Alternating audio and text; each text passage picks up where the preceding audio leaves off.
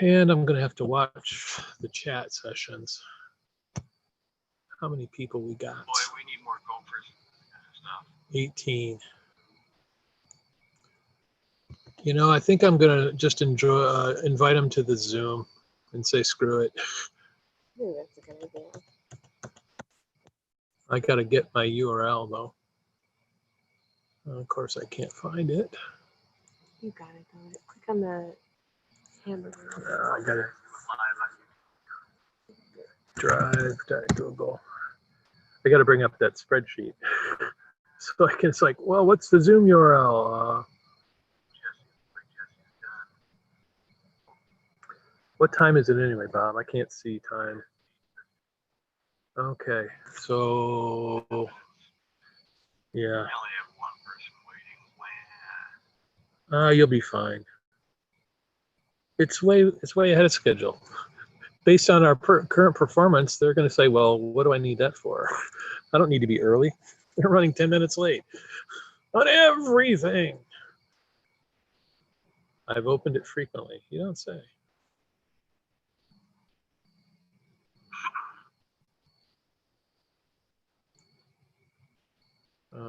Is that YouTube? They're watching me. Live streaming. Anybody chatting? No, they are not. That's okay. I'm seeing Hopefully you see an image of the moon. Maybe. I'm seeing your folders right now. Yeah. Yeah, I know. It didn't go to the shared with me. It always does this. I don't like Windows. I hate Windows. I have my Mac out here with me. I mean, Windows are good in some things. Not really. For touch applications, you know. I've been at Windows since I've beta tested several versions of Windows. I'm trying to sell everything. Every technology is, you know, you have to have some drivers for Macs installed. Generally, no. The Macs. For touch, though. For touch. Yeah, they don't do touch much. Exactly.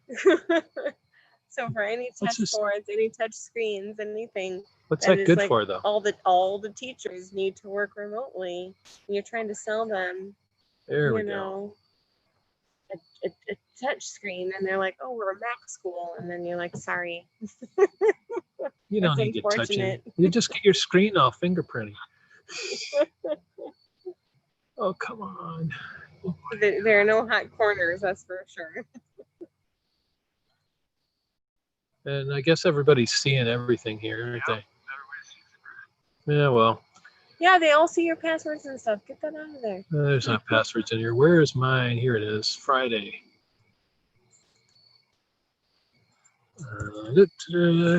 See. Okay. Now you people. If you would.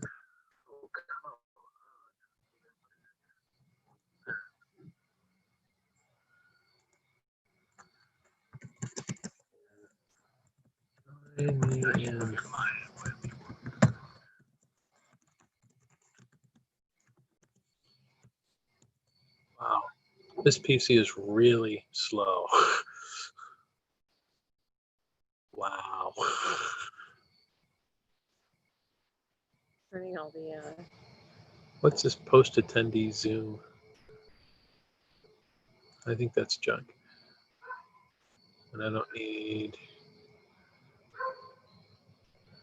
need to see my own video. I need to live stream. There we go. Okay. Now, put that thing away. And I'll get back to real stuff. So now if we want to go to Stellarium, which is probably eating up a ton of time. So we can say, zoom out.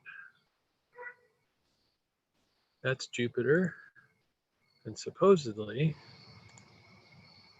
yoo-hoo, thing down here. Move telescope to given set of coordinates, yes. The current object, which is Jupiter. And it should say slew.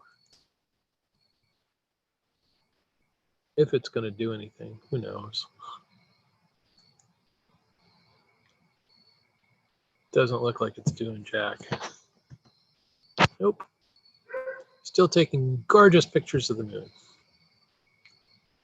Tell you what, let's disconnect that. Sometimes they get a little confused. Nope. Okay. Well, either way, it's still awesome. Yeah. Stellarium scope, is that, it's connected. I'll connect that again. There we go.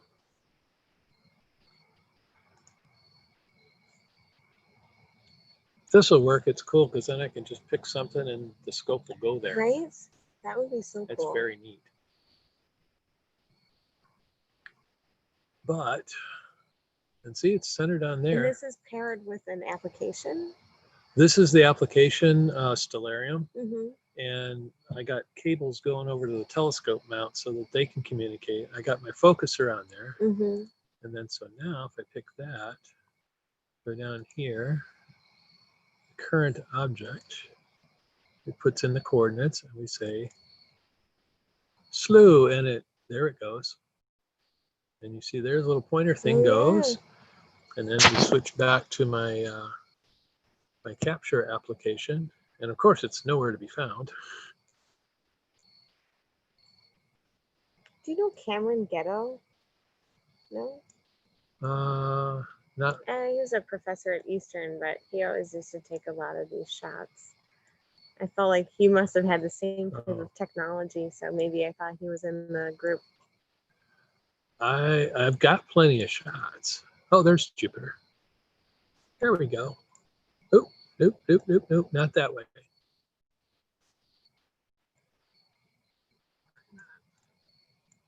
I should probably live stream you, shouldn't I, Bob?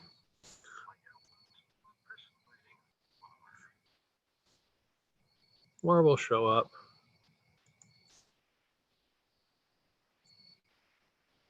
I'm gonna, okay. This thing is sort of going all over the place. Let's slow it down. Stop.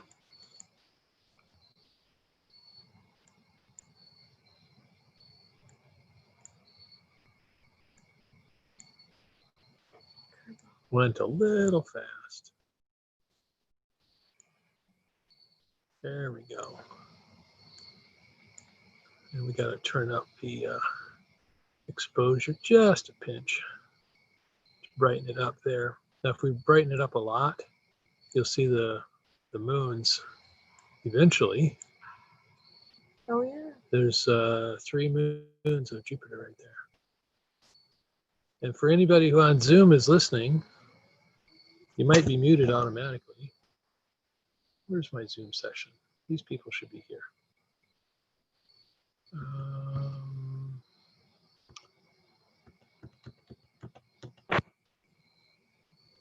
Nope, it's there. I wonder if they're waiting. No participants. Yeah, the stupid waiting rooms. Nope. It's just me talking to myself and my neighbor. Okay, well, don't you feel lucky? This is nice. This is cool. Okay, we'll switch back. Before I go back to the city lights. Yeah. Well, our neighborhood here is kind of nice because people don't have, we don't have street lights here. Right. Hey, 1 minute. Okay, Bob. I've ignored you long enough. Let's start that stream going. And what's Brian?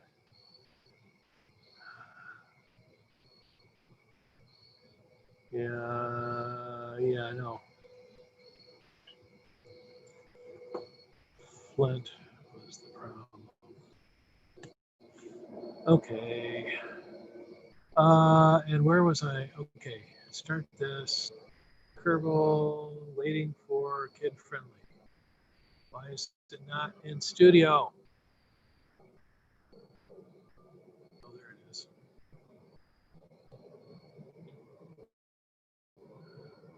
That should have showed up.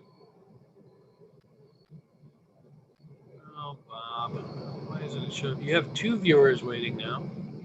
Excellent connection. Oh, here it comes. Kerbal. How about go live, John? You are live, Bob. Ready? Yay. So, can you see Kerbal? I can. All right, awesome. I may have forgotten about the latency settings, unfortunately.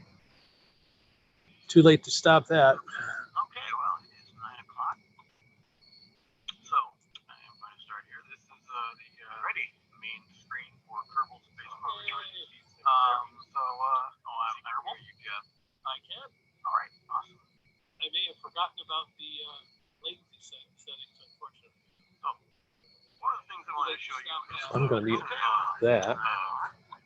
of Kerbal Space Program. They partnered with the European Space Program.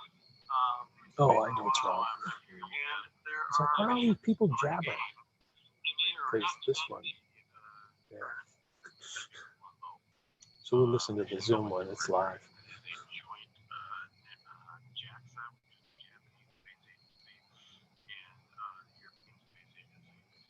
Yeah.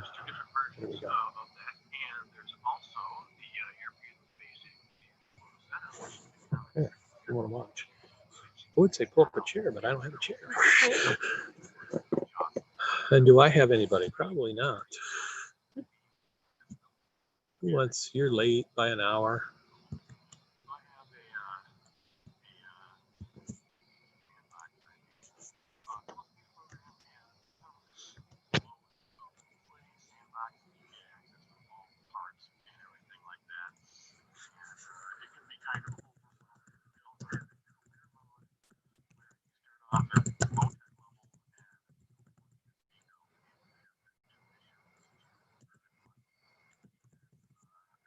Science, which you first thing you see is this guy, Gene Kerman. So and tells you about the game. And the Kerbal Space Center is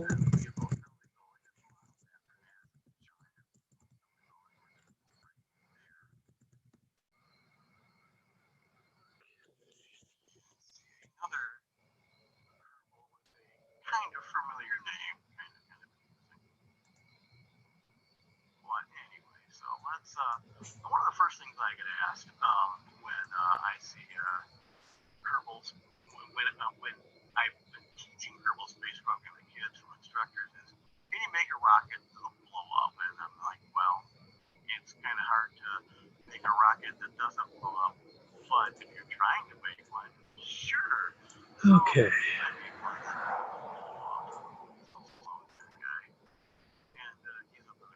You're pointing straight down, so let's launch. I'm going to get him centered. So after you load your rocket, you put it out on the launch pad. Oops, wrong direction. I think you switched screens somehow.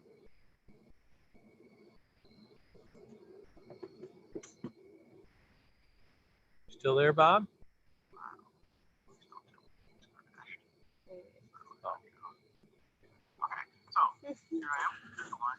All right. So I think I'll go back in. Okay. Well, you're welcome to go out, and frankly, Well, this is cool. if you're on the online, just look for Astronomy at the Beach or GLAAC, and you can look at any of this stuff, and it'll all be recorded. So it's very cool stuff. And when we're not doing this crazy event schedule thing, one of the first things basically this is the rocket you can almost like a sounding rocket. this is a telescope here, and this is the mount, which is doing all the controlling. Normally it's got a Oh, hand controller thing Yeah. here. So So say it'll show you all kinds of information. It's so awesome. I when you love start it. off, Got to have some counterweights because this is about probably about 15, 14 pounds worth of Yeah. stuff, and you don't want it to tip over. Everything is perfectly leveled and whatnot Right. for this spot. Like I said, we have the, if you look down, you can see where the hockey puck's down here. Yeah. Those are the vibration pads, so it doesn't get vibrations when we're playing these around. parts No, are I'm command recording modules, it sort by as the size here. telescope They is have everything it's just from I can take images, I can take recordings with that program that I'm using. digital probe cores. time lapse and stuff. Yeah, but time lapses aren't as much fun when Yeah. when you're looking at that stuff. Right. Those views never change. But, Yeah. like if you, what we'll usually do, like with Jupiter, for instance, And we'll take a sequence of videos, thousands of frames of pictures, basically, a lot of different and then using that, you can do a technique called stacking, which will basically enhance the contrast, reduce signal noise ratio, things like that, and get you all kinds of detail that you can't even believe that was in that picture. That'd the be so original film. cool. So tomorrow night it's not supposed to be good viewing. After tonight's fiasco, I may skip it, but Yeah. I may still hold the session and do some things with imaging. Yeah. If you look on Facebook for Orange Can Astronomy, you'll see some of the pictures that I got posted. Cool. And there is another guy in the neighborhood over on Applewood that's got a big rig. This is Really? this is an 8-inch telescope. He's got a 14, and he takes some marvelous pictures. That's cool. So, this is a good neighborhood for, and like I say, there's no street lights, so it makes it pretty dark here. It's not bad. It's not bad at all. You just gotta get time to turn off those lights.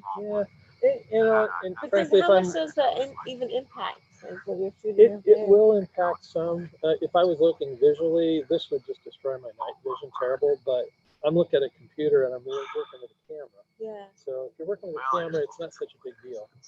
Right. You can see there's a lot of light pollution here. Yeah. Normally, if you're up north, you'd see the Milky Way go through Right. here. So you take this up north? I can. It's all portable, and it's not. I mean, those are the biggest cases there. That would be the funnest. Oh I yeah, would think to like take it up north. it would be worthwhile. I've taken it up before. 907. Good. Million parts. It's got a user community that is just Yeah, this festival is going to be the death of me. Okay. I'm going to take my plate and glass in. I'll let you get back to it. Thank you for sharing. You're Dave and Mary's daughter, right? Yeah. Okay. I can't remember your name. So Christine. Yeah, that's right. I should know that, but I don't. No problem. Definitely. Yep. All right. Thanks. Thank you. Thanks for stopping by. Thank you. universe or the solar system that Kerbal Space Program gives you to play around in is about 1/10 scale of our solar system, and that was again game engine issues. There's a new version of Kerbal coming out, which they're promising all sorts of amazing things. See what happens with that. So again, I'm launching Kerbal here. You should be able to see that. Yeah. So Kerbal Space Program is a learning curve that's shaped about like that. It's pretty difficult. They have some in-game tutorials. The first one is kind of confusing. They ask you to do stuff with parachutes, which I never do. But other than that, they go through building up your knowledge on that. Now, there's a guy by the name of Scott Manley. He's an astronomer, and he's a Kerbal fanatic, and he's got tons of videos. It's COT. Okay. He's a Kerbal god, and he has instructional videos all over the place. Okay, Orange Can people. I'm sorry for being so late tonight, but we had some difficulties. And I'm not showing anything in my screen. Okay, where'd it go? Here it is. And I got to work with the focuser a little bit. And I can't remember which way it goes.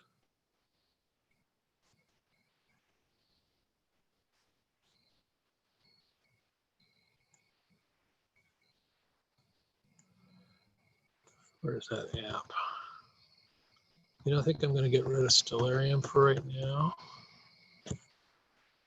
because it's just causing problems and it's not working anyway. I need to get my focuser out so we can actually see what we're looking at.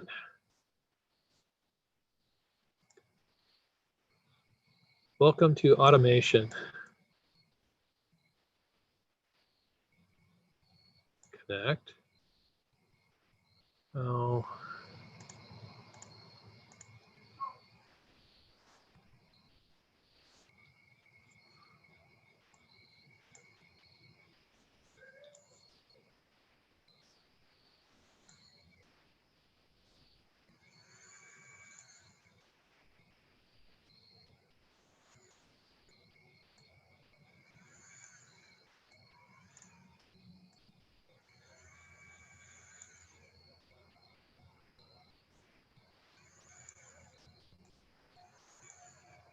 That's supposed to be.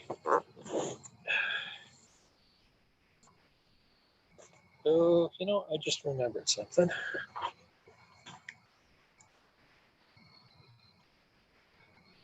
Every time you use a Barlow, which I'm going to try to stick the gain up to unbelievable levels, and you can focus easier. Look at that. Isn't that beautiful? Yeah, it looks like a donut. And I'm going the wrong way. Look at that.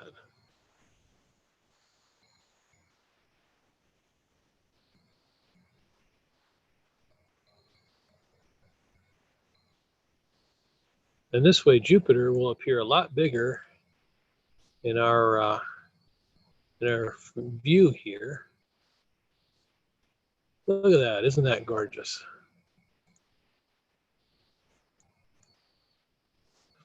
And we'll turn down that gain to more reasonable levels. It's usually a trick. And look at that. That would appear to be a spot.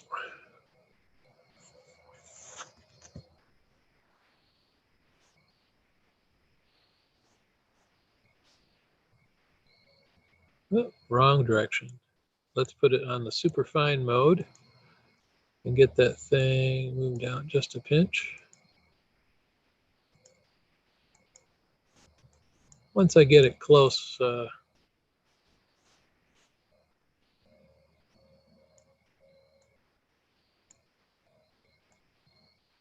then we won't have to mess with it anymore.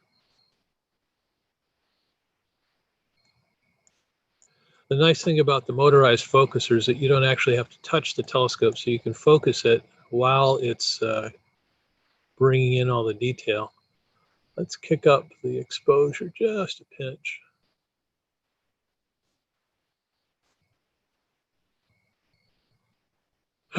Or maybe the gain. Yeah, a little too much. And see what we can do when we're imaging. We'll usually turn the gain down a little bit and keep our exposures minimal because more detail shows up, you can see. Normally gain for this camera is around 115 or so. But since we're focusing, that takes a little bit of time.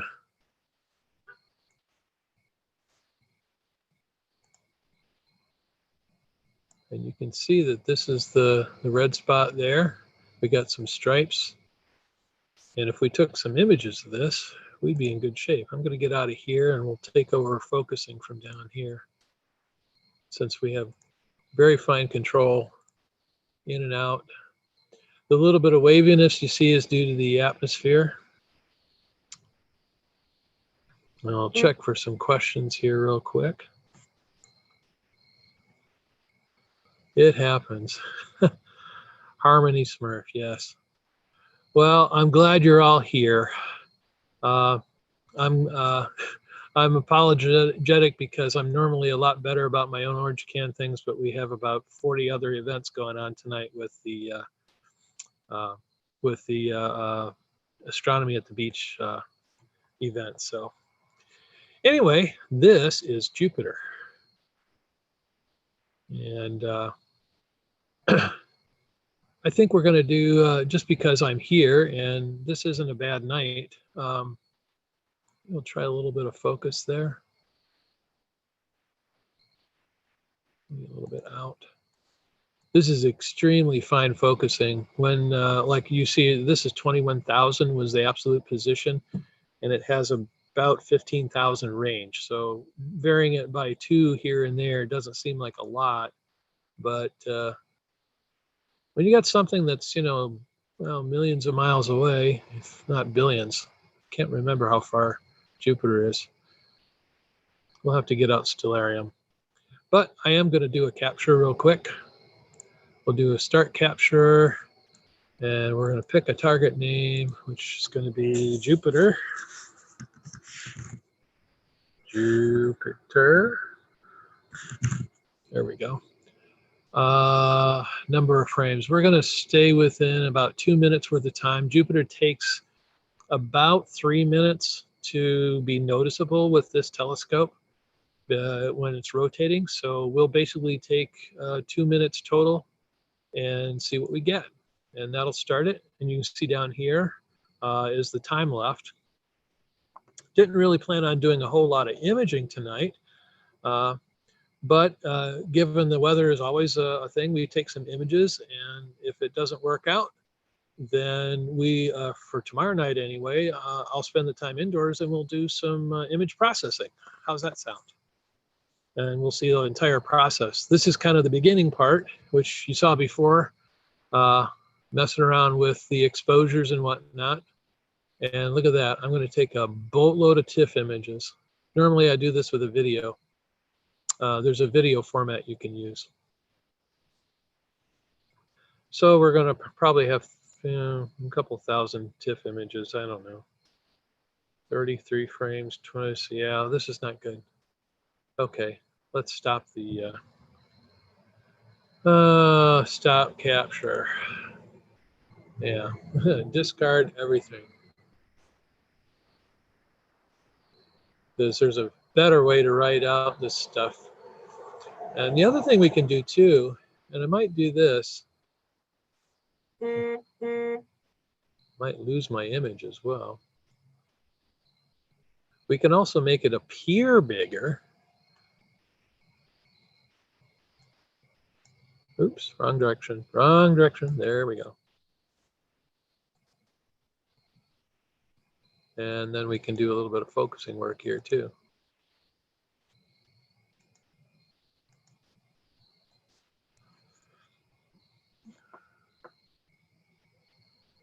9:17. Getting text messages from the other people at the other events, because I will have to break. Wow, 54 visitors for Ken. That's great.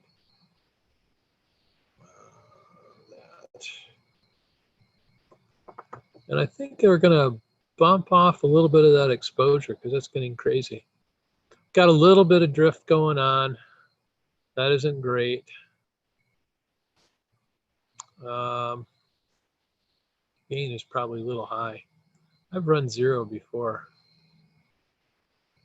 And even though it seems to get really dark, that's okay, because when you stack the images later, they'll go nuts. Let's give that a little bit more. And the more you get it in focus, the less messing around with it you're going to have to do later.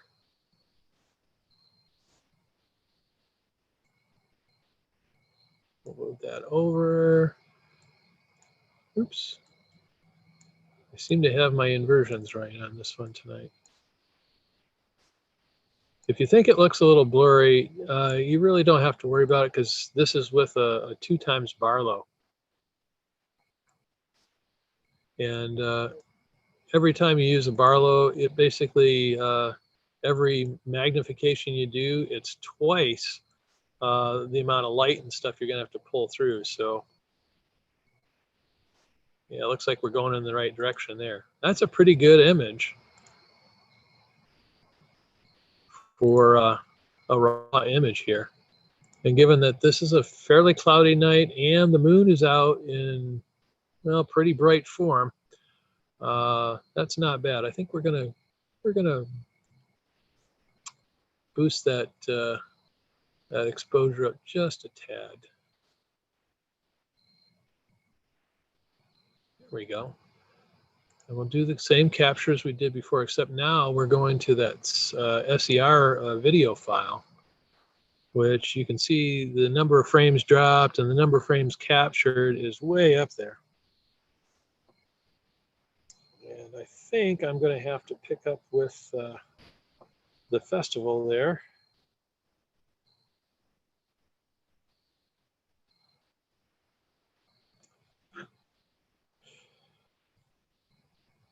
I don't know how I'm going to.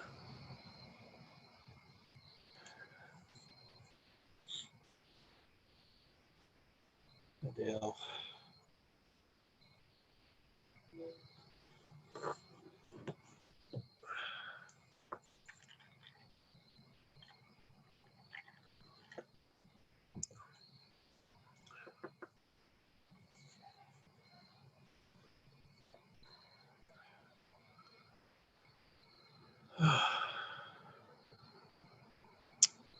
And I've got to.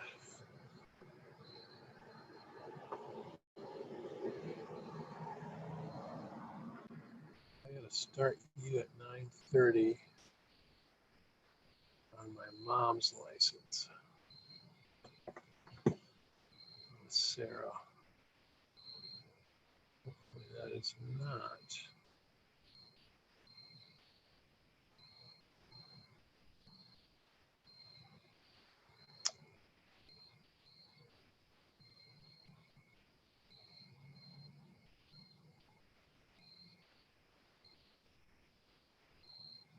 That's on Gretchen's license.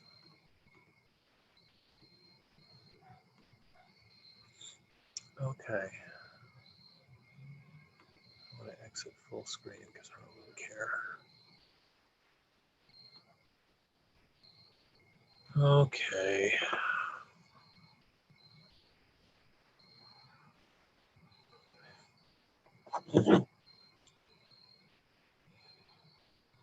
Good.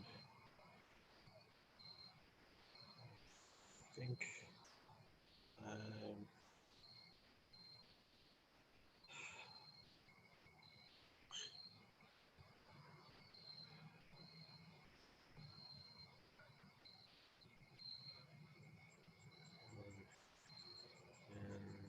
for my Chromebook.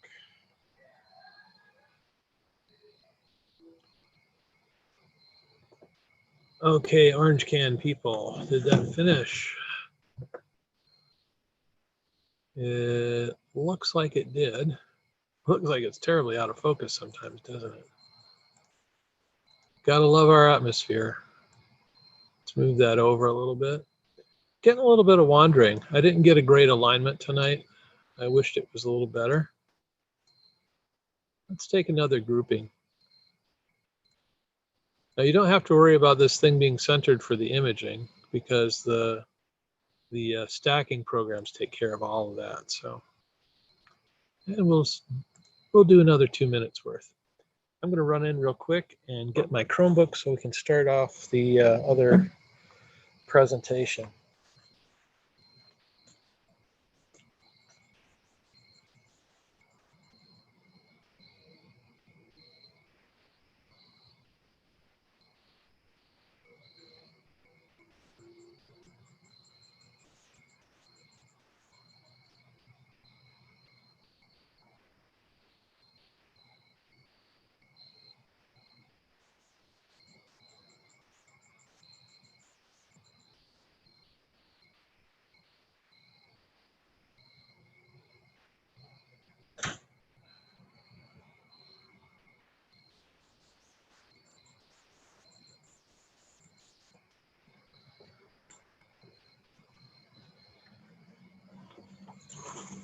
Okay.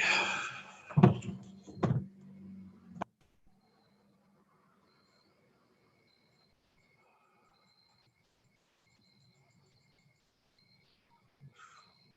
way too bright. Okay, Dale.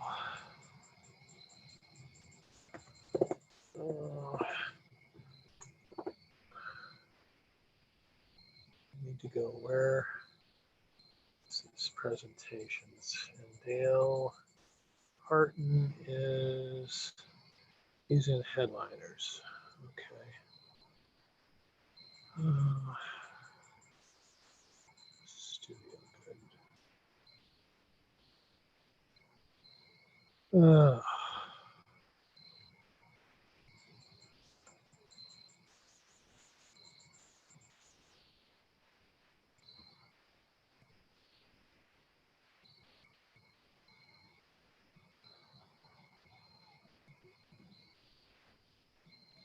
Oh, this is U of M Zoom.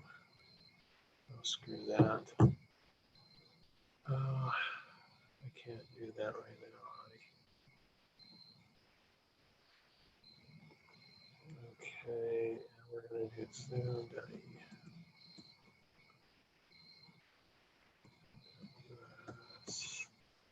And this is which one? Sarah? Dale. Sarah. Okay.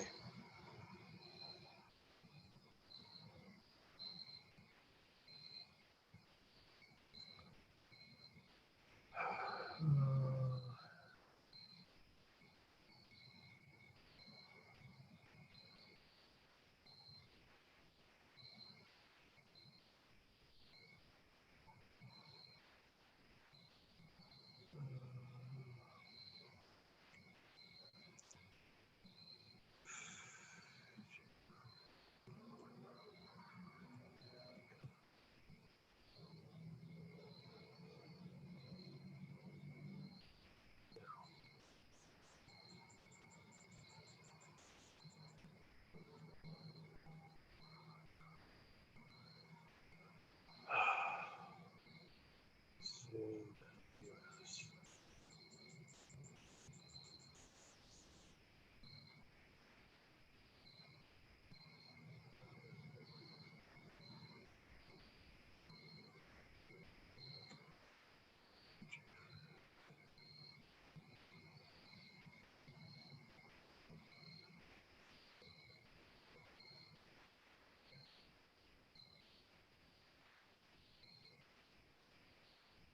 Meetings.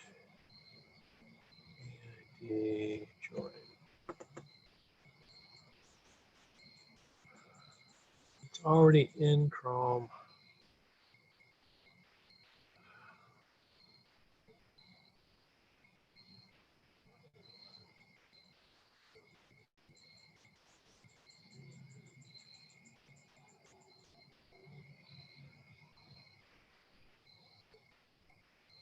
Oh, fuck.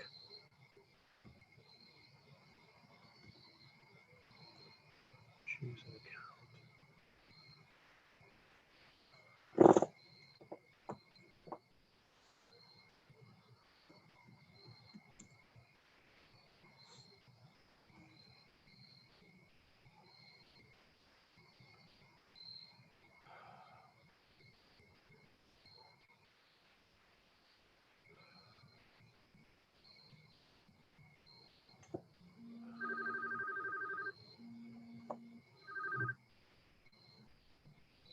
Hello? Jeff, this is Dale. Hi, Dale. 1.5 minutes. How are you doing? I'm trying to get myself logged in. I got so many sessions going in here that the computers are starting to get confused. But Okay. I'm on my way into the Zoom session. I got the other thing up, so it's just a matter of getting logged in. Okay. But yeah, I'll be here in just a minute. Okay. There we go, Sarah. Da, da, da. And I guess you're in already, correct? Right. Okay. Join. Connecting.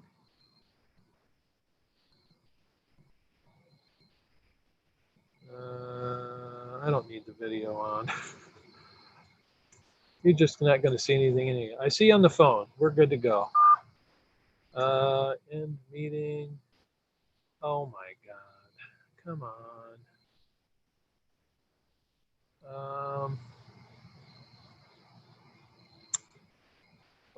Okie dokie. Well, I'm going to have my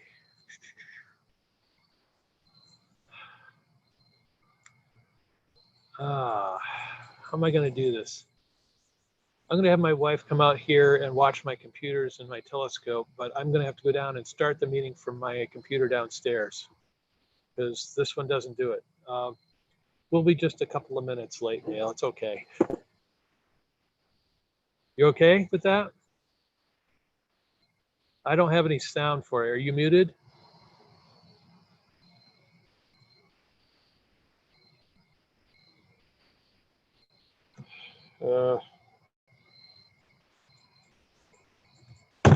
Okay, now I need your help.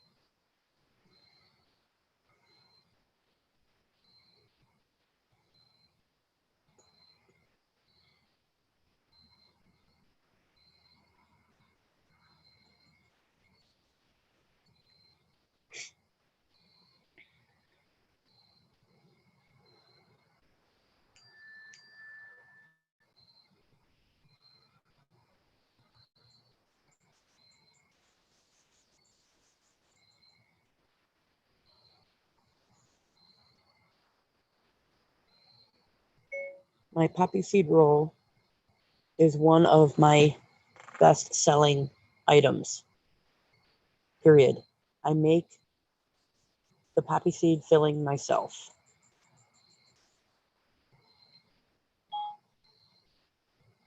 Grind the poppy and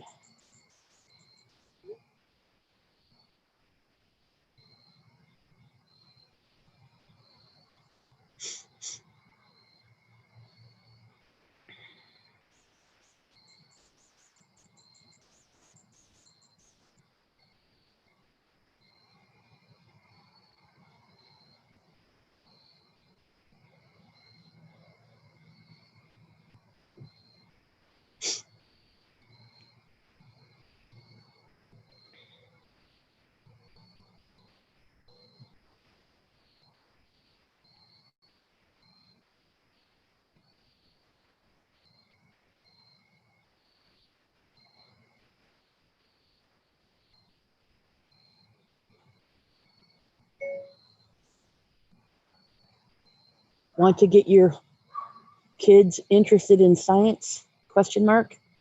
This weekend is the Astronomy at the Beach event being held virtually. Period.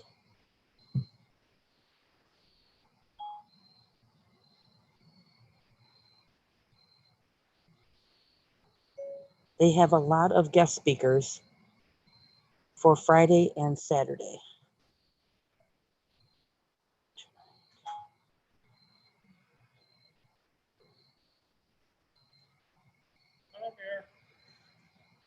Okay, good. Because I sneezed and now I have to go change my. Is it okay to sit down?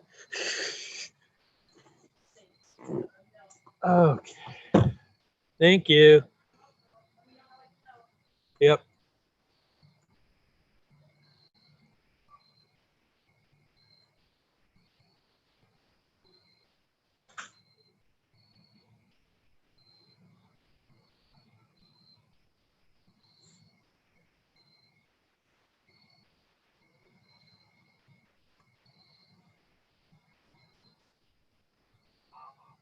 Factors which mostly determine that Mars is smaller than the Earth.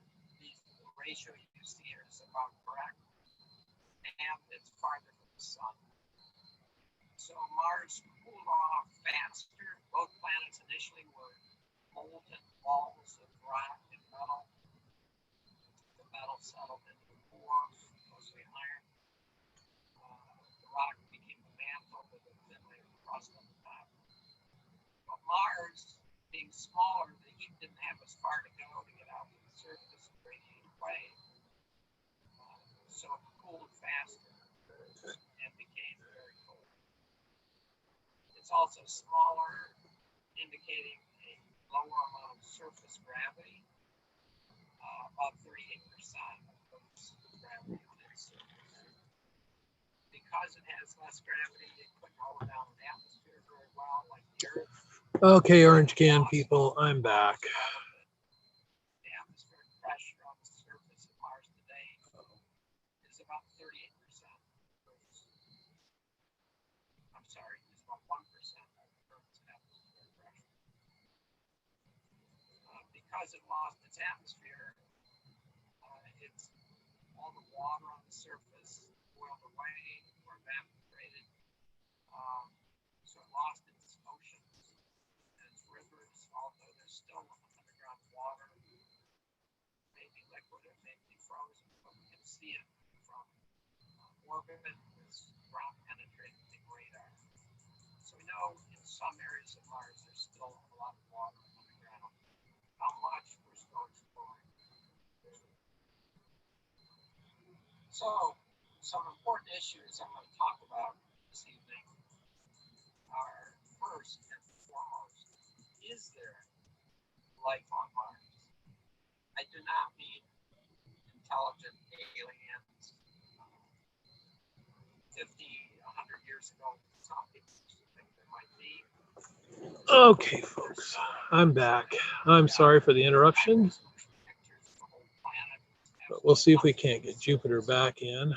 Really sorry about this. That's going to take forever. So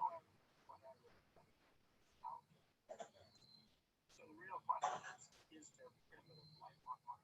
Or if there isn't, was there in the past when Mars was more habitable?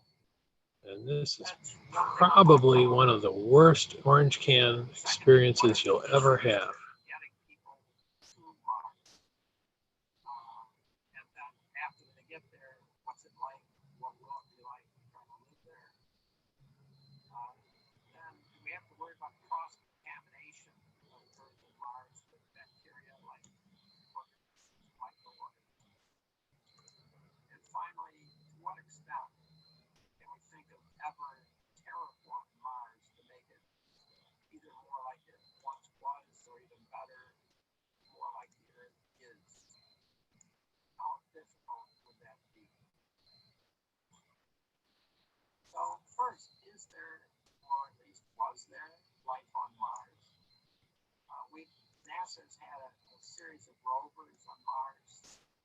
The only one left working right now is the NASA Curiosity rover. It's been there for about 9 years with a lot of scientific equipment on board.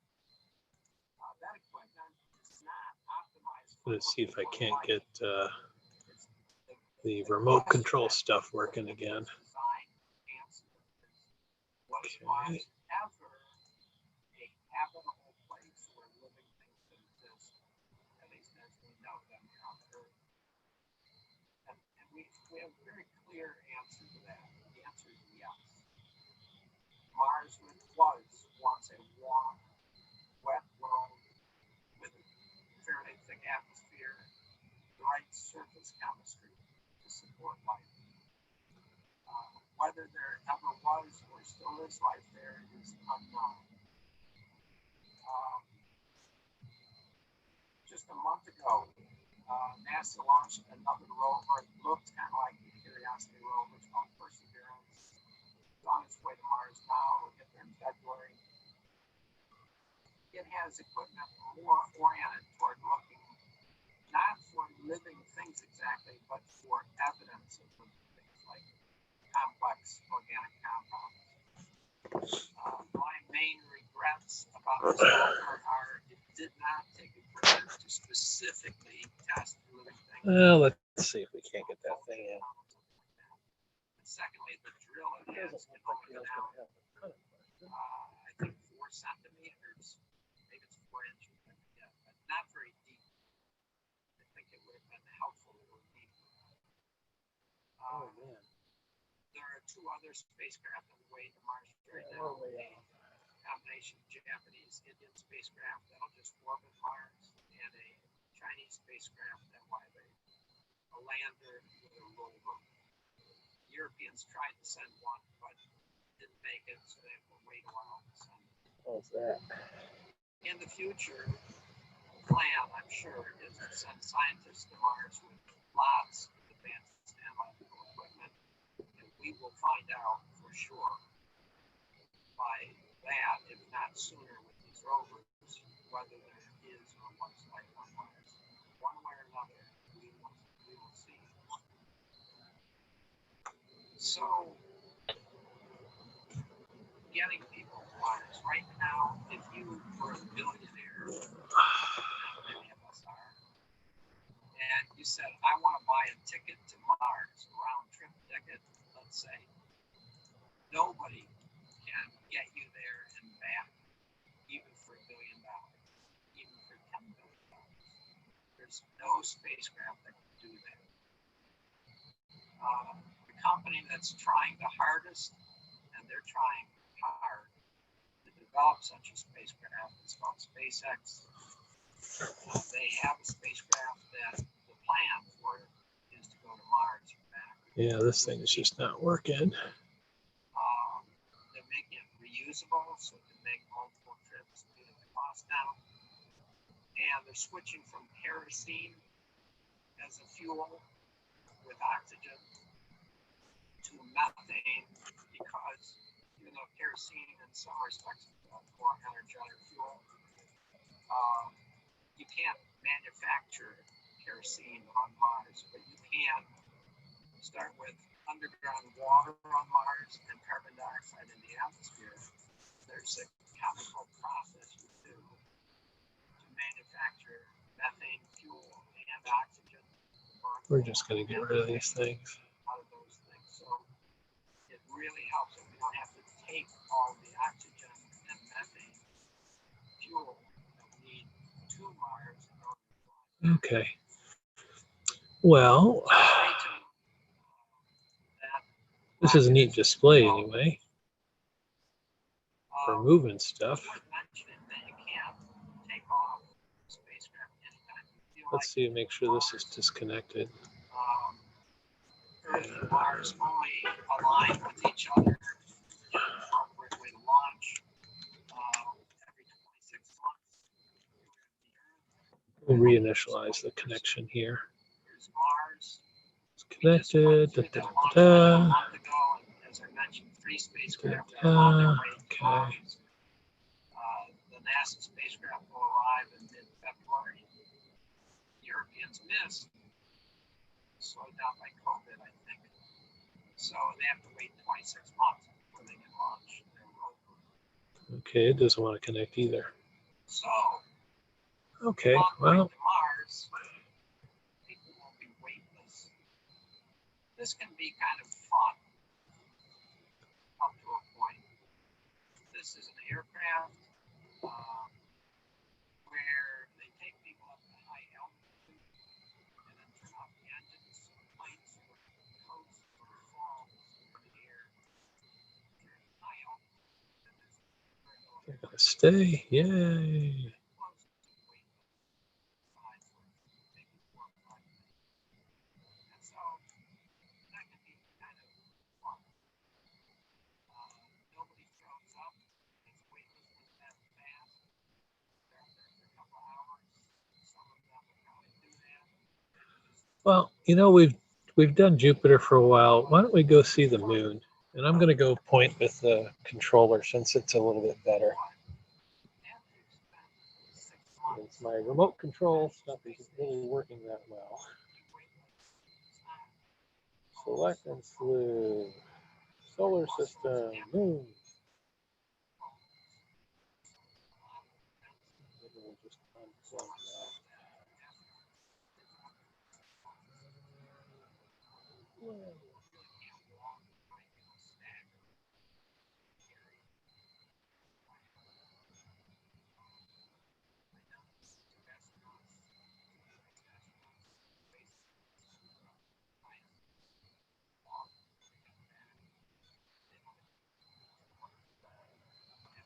That should be enough to get us going. And we're going to take the Barlow out of here since it's causing such troubles. As Barlows always do. Pocket. Turn off the finder. Which I really love. Okay. So, where'd the moon go? Yeah. Focus. Every time you take a Barlow in or out, you got to focus the damn thing. Oops. Language. So, let's get that out of here.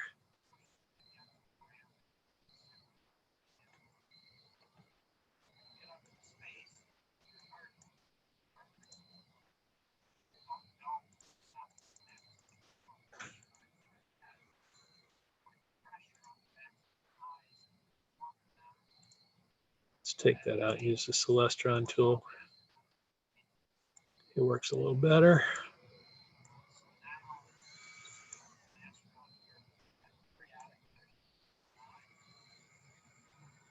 Every now and then you realize that you're going the wrong direction.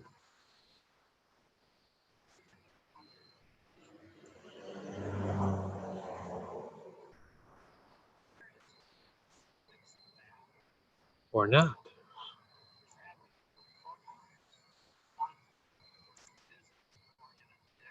Really doesn't look like it's helping, does it? Let's go the other way.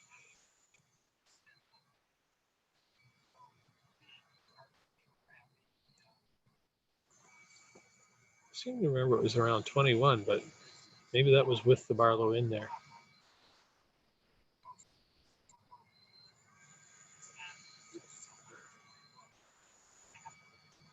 And you can see the line down here is getting bigger and bigger.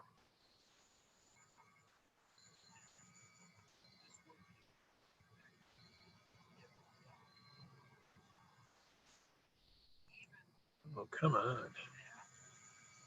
Wow.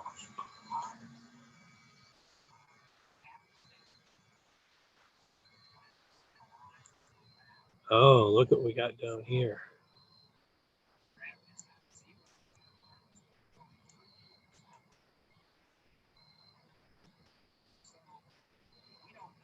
I was actually focusing on the shine. Oh, move axis failed. Yeah, you actually have to have it plug in.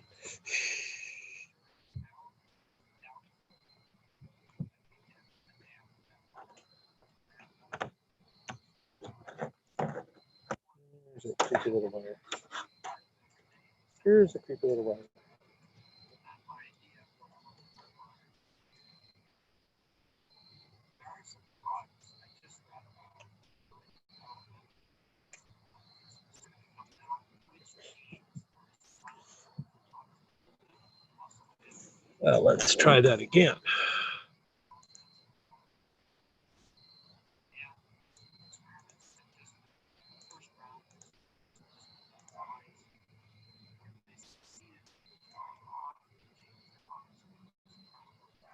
Oops, wrong direction.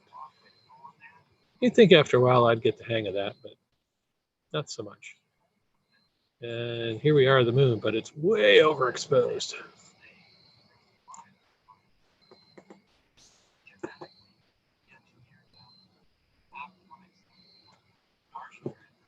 And now, of course, we're going to have to go back to that focusing utility and move it back in because I'm way out.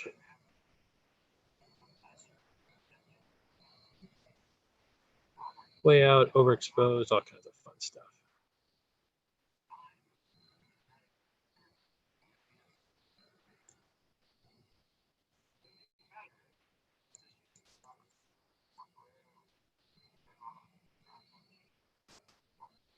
I might be looking for a different program than Stellarium for control because it obviously is not doing the trick. It's too flaky. And look at that, it's getting rounder and the curve is getting longer.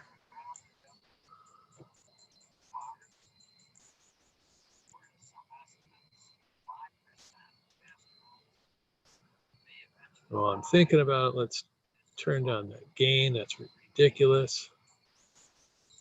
And look, that's starting to look like a moon. Look at that. Moon typically doesn't take much exposure because it's so bright. Let's get that focuser back in.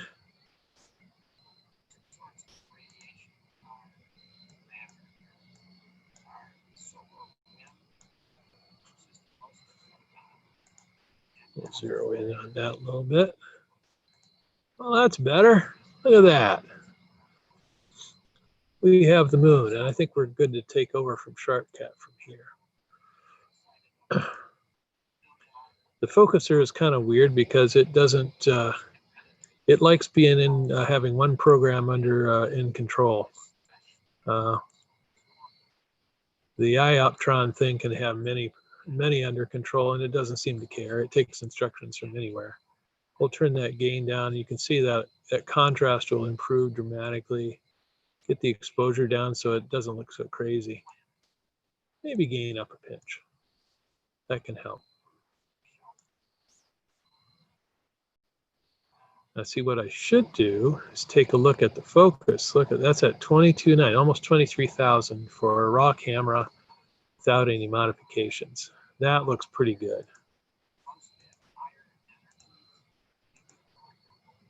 You can zoom in a little bit. We'll look. Oop. Move the object up. Yeah. If you've never seen the moon with all these craters and all that, this is a pretty good image here. It's a nice night. The moon's nice and bright. Let's try to get that in focus just a pinch more. And these are the nights when, because you have so much light coming from the moon, you can turn that exposure down a ton. Like this is 17 milliseconds. That is so low. And you see over here to the right, it's still kind of overexposed actually. It's a little bit on the bright side. So we could probably take that down a pinch even further. And even though it gets darker, you can see more detail will show up like that. You can gain down a little bit. Gain I think of as our overall sensitivity.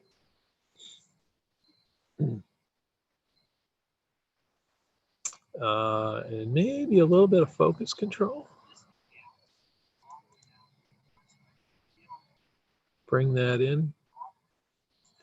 The waviness that you see is all from the atmosphere. Oop, wrong direction again. I always get confused. It's like I want the picture to move down, and I'm an old school computer guy, so the scroll bars don't make any sense. This new natural thing. I want the object to go. I want to slide the object up. And that's the way the programs generally work. There are ways to flip the image and stuff like that here, which I think. Do I have anything like that? No, not really. Somewhere, binning, flipping, debayer, output. Somewhere there's a flip where you can flip it horizontally. Ha ha. Output format. Yeah, I'm not seeing that flip. Oh, here it is. Flip both. So this is actually, this is the view of the moon. So I have to flip both. So that's accurate. Every now and then I get mixed up and I forget which one we've got.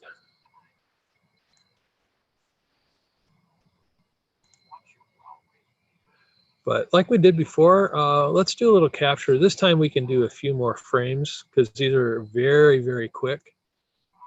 So maybe we'll do 2 minutes where it sounds a little low. So let's go to 3, maybe 4 minutes. We'll make a nice high resolution picture of the moon because it's not drifting real bad right now. And let's go. And we'll watch the time left and stuff down here. And usually there's another little counter down here that shows you each frame at a time. But well, actually that's not true. That happens with the slow images.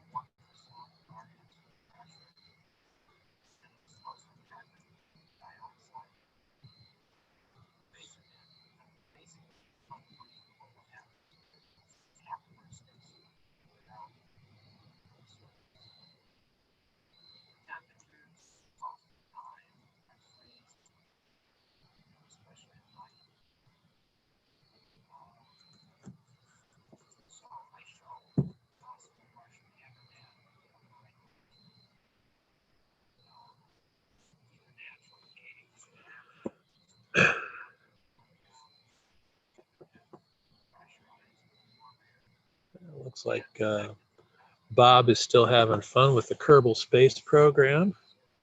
Dan and Mars are going well. I can't check on the others because I just don't have that many computers. I've got a 4th computer downstairs running Dale's, and I'm keeping a remote one up here to keep track of the comments for it.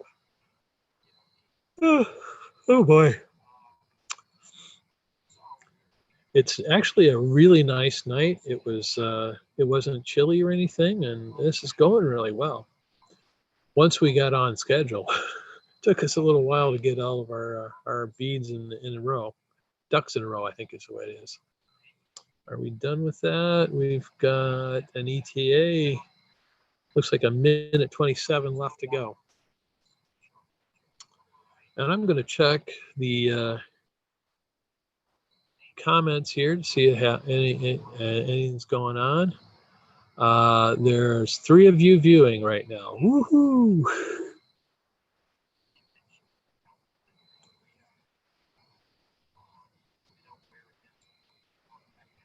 Is it still? It's still streaming.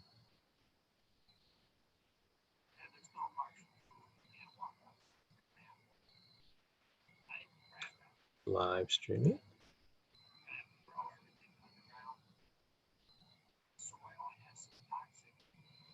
Well, it looks like we've been live for about an hour and 10 minutes or so. 3 viewers. If you like this thing, please use the like button and all that. And I'm going to post the URL for the rest of the astronomy at the beach. If you like what you're seeing, maybe not what you see right now, but if you're seeing stuff later, then there's other events, astronomy, and we're going to be going in until midnight on all the live viewings. Right now it's 10 o'clock, so Brian Autumn is going to be starting. He's got a New Mexico, a absolute miracle telescope, and so you're probably not going to want to miss that. So if you duck out and come back in, I won't blame you. But his is worthwhile. It's a mechanical amazement. It uses a plane wave mount, and it's really impressive. With that said, we'll be starting out at 3 p.m. tomorrow as well, on September 26th, that is. And all times are in Eastern Daylight Savings Time. And 3 p.m. we'll start out again with the solar stuff, and I'll be out with my solar filters and stuff, and well, hopefully doing better than I am tonight. I might just forego some of the electronic stuff and stick with just a plain old camera. Oh, excuse me. It's been a long day so far, but it's looking good. Got lots of people with comments. You probably don't want to see your own comments. Here we go. We'll go back to the moon. Yeah, and that got done capturing. Now, if I get some time, maybe toward the end of the evening, or maybe starting out one of the later solar sessions, we can basically process what we did tonight and go from there. And I'm noticing, Saturn is just sitting up there real nice for us. We should take a look at Saturn. We'll give you one more good look at the moon. We can always come back. Requests are encouraged. We might be able to get it's pretty hazy today because the fires out west were kind of smoky. So it's might be a little tough to get some of the deep sky objects out because I'm in Ypsilanti, which is dark, or it's light polluted and not very dark here at all. And with a full moon, it's kind of a bad night for that stuff. But planets we can see. Mars should be coming up pretty soon. It's 10 o'clock. I think probably 10:30, 11. We should have Mars out and able to see. I positioned the telescope so we'd be able to see it. I've been out here scoping out my driveway for a week now. Neighbors are all wondering what the heck I'm doing.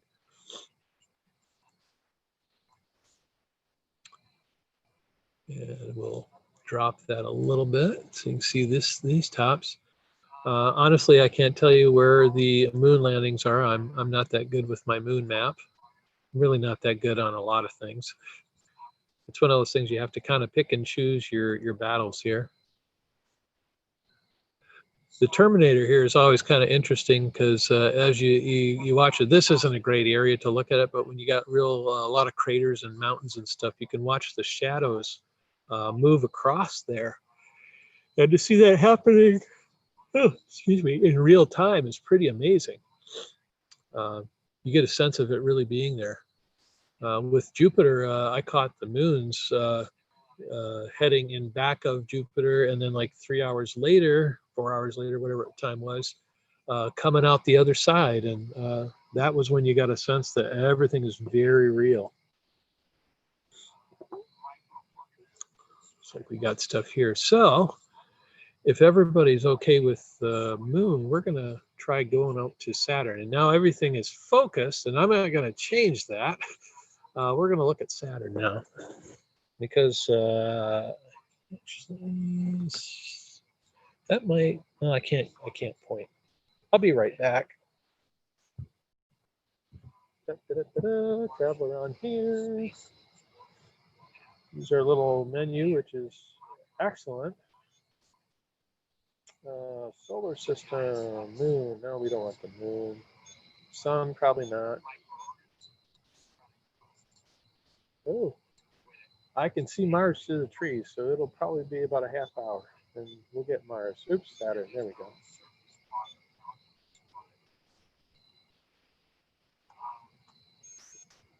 if my tracking is decent,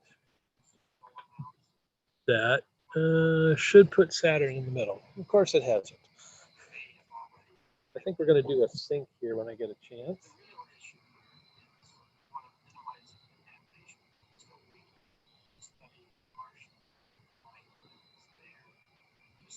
Oh yeah, it's off the way.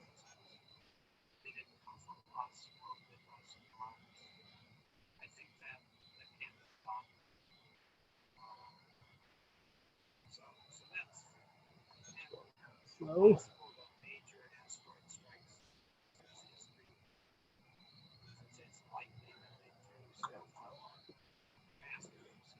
That should be pretty darn close.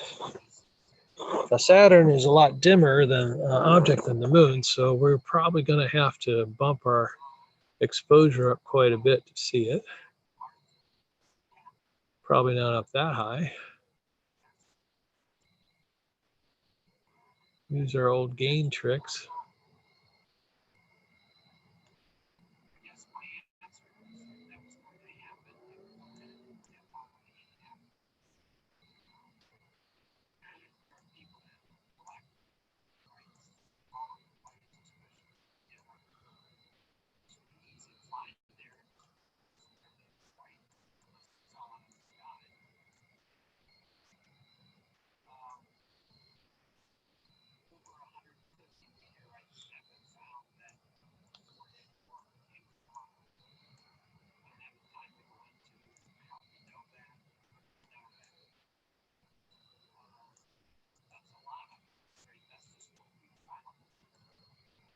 I am just not seeing Saturn yet, are you? I don't think I'm going blind yet. You have to talk to Gretchen about that. Oh, let's go see. I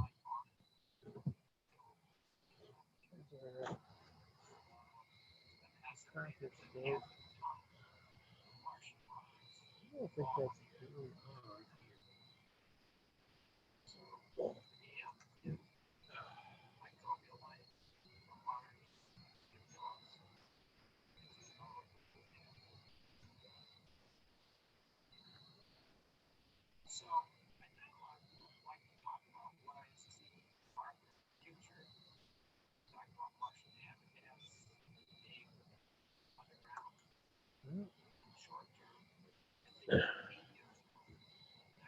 The finder scope has got it centered, so it's just a matter of hunting around till we find it. Focus shouldn't be a problem because we focused on the moon.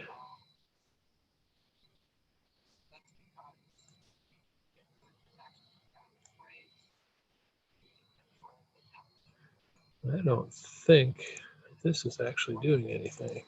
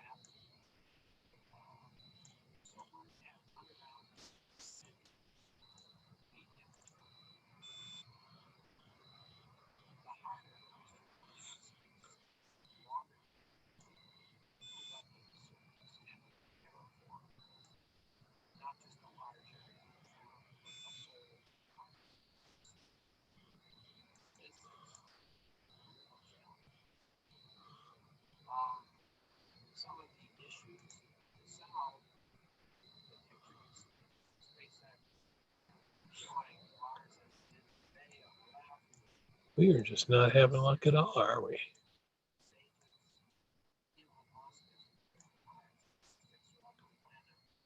Sometimes it's a little tricky finding something that is in the camera. The camera doesn't have the eyeball for it.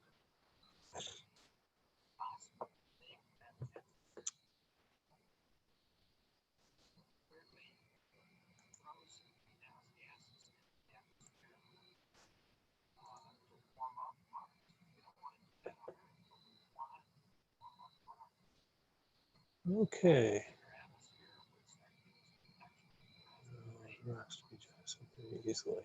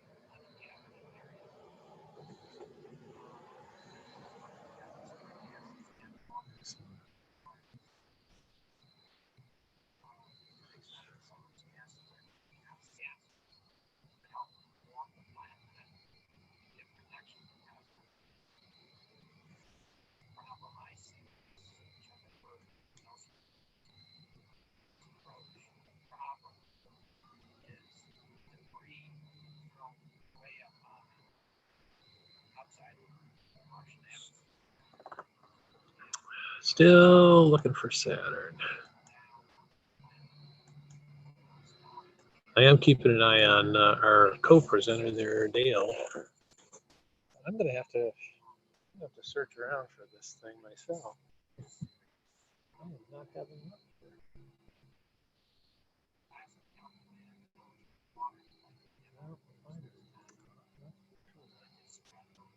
I ever find this thing. Let's go back to noon, and I'll do a.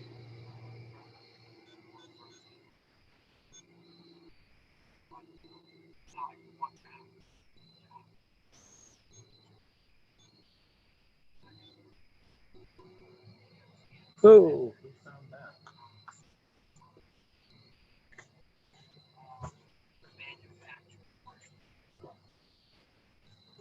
Okay. So what we're gonna do, first of all, instead of bleeding your eyes, we're gonna turn that back. But we're also gonna center this thing so that we can basically say, okay, this is basically centered, and now I'm going to do an alignment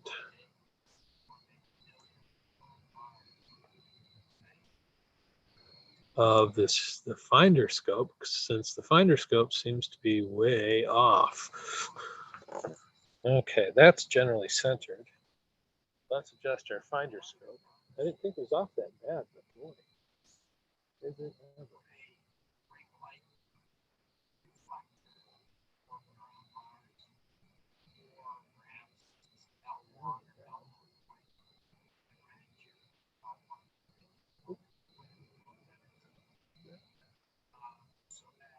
I'm sure you can see this happening in our image, which will give you an idea of how sensitive everything is. There, Moon is perfectly centered in the finder.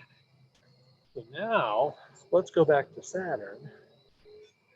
And actually, I'm going to say sync to target. Solar system, Moon.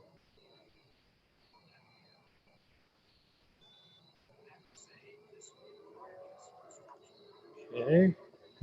Make sure this is still centered. Not really. The sync to target's an interesting function.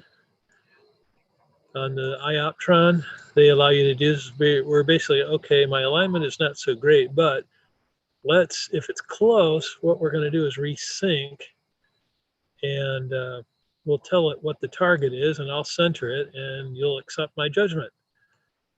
So that looks pretty centered on the Moon now. And then we're going to press enter. That's the sync. So now, when we go to select and slew, we can go looking for Saturn, and hopefully it will line right up. We hope.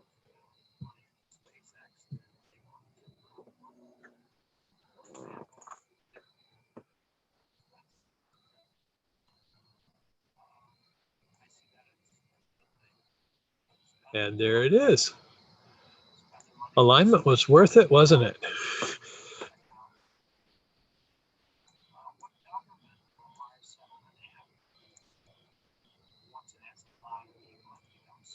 Now this is one of those things where we're going to try to get this thing centered, see how it's tracking.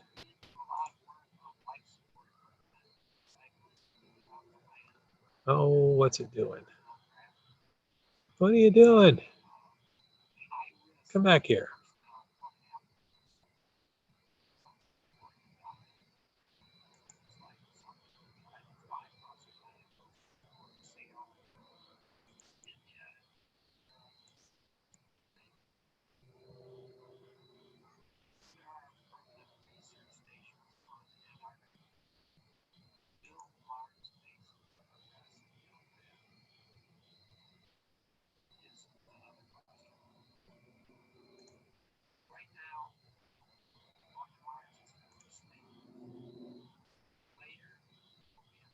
I can see where you get off really fast with that. There. That's pretty well centered.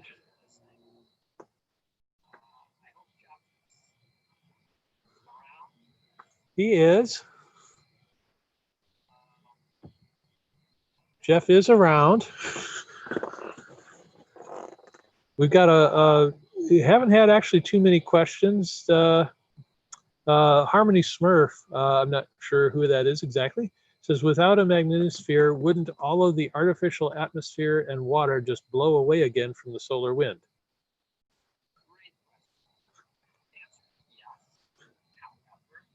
would take a long time. I mean, Mars still has 1% of Earth's atmosphere after billions of years of that process. So I think if we create a Martian atmosphere on the time scale of 1,000 years, it'll be there for a time scale of more than 1 million years. Okay, next question. Earlier on, there was a question, and I think Ken Burton may have addressed it, but it says, wouldn't contamination have already occurred with previous missions? Referring to the contamination in the rocks. Yes, in the sense of contamination from Earth to Mars, spacecraft, it's very difficult to perfectly sterilize them. And other countries that have sent spacecraft to Mars may not do as good a job as NASA. So contamination to Mars, I would say, through human activities has likely happened, at least to a small extent. Do you think that would be anything that would affect, like, I guess, the life on Mars? No. Okay. As you may not have been tuned in for this whole presentation, but the surface of Mars is a very hostile place to Earth-like microorganisms. Okay. Intense ultraviolet light, poisonous compounds in the soil, no surface water. So I think it would be very difficult for your typical Earth organism to survive on the surface of Mars. Okay. Let's see if we got anything more here. Harmony Smurf basically says, cool, that was what that was a game ender for the terraforming idea, referring to the artificial atmosphere thing. Any other questions while we got it here?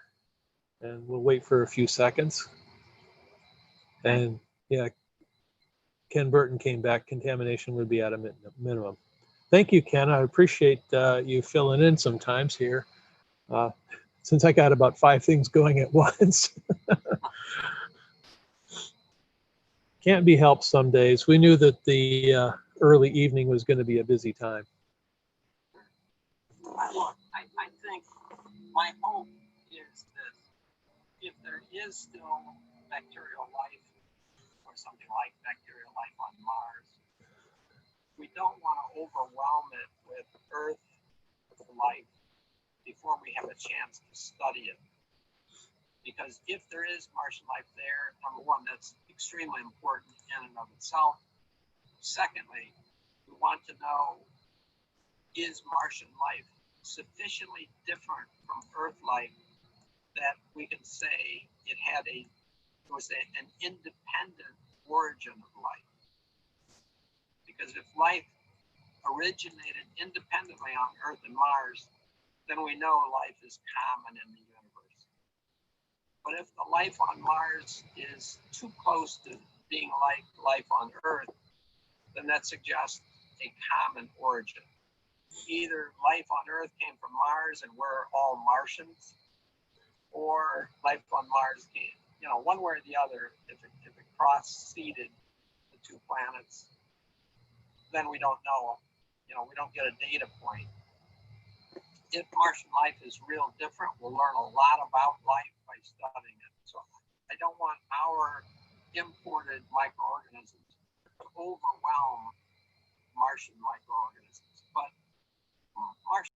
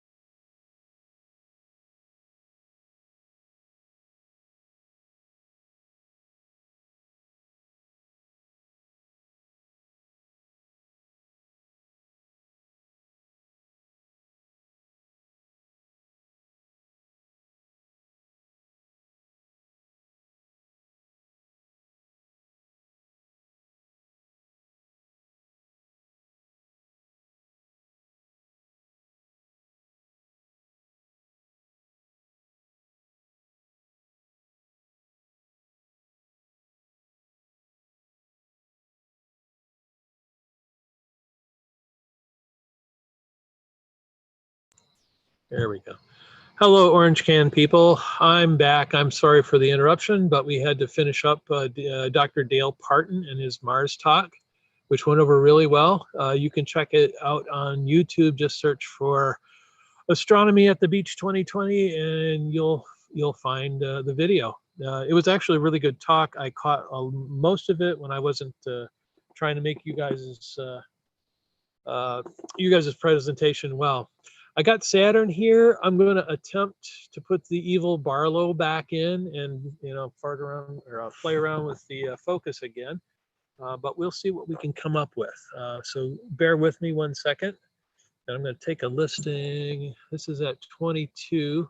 Does anybody write down what the focus was for the other? Let's check if we got any questions before I go off and do my silliness. Okay, let's see what we can get blown in with Saturn. I'm here, Barlow. Ooh. Mars is out, and I think we might actually be able to see it. And that might actually require the Barlow to see anything. If I'm not mistaken, it was a toughie before.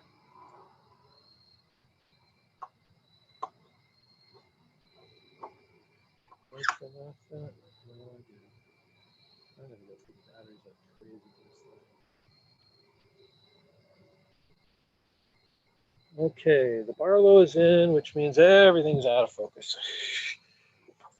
We'll change our resolution back to full res, bump the gain. You know the routine by now, folks. I'm positive of it. There we go. And bump gain and exposure a tad up to insane levels. And exposure a bit.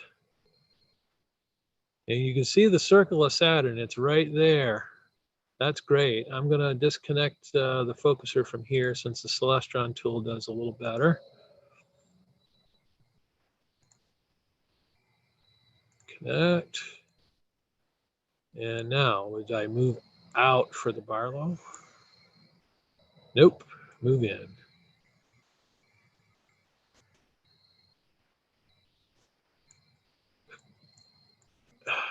Someday I'm going to write down and remember the differences between these.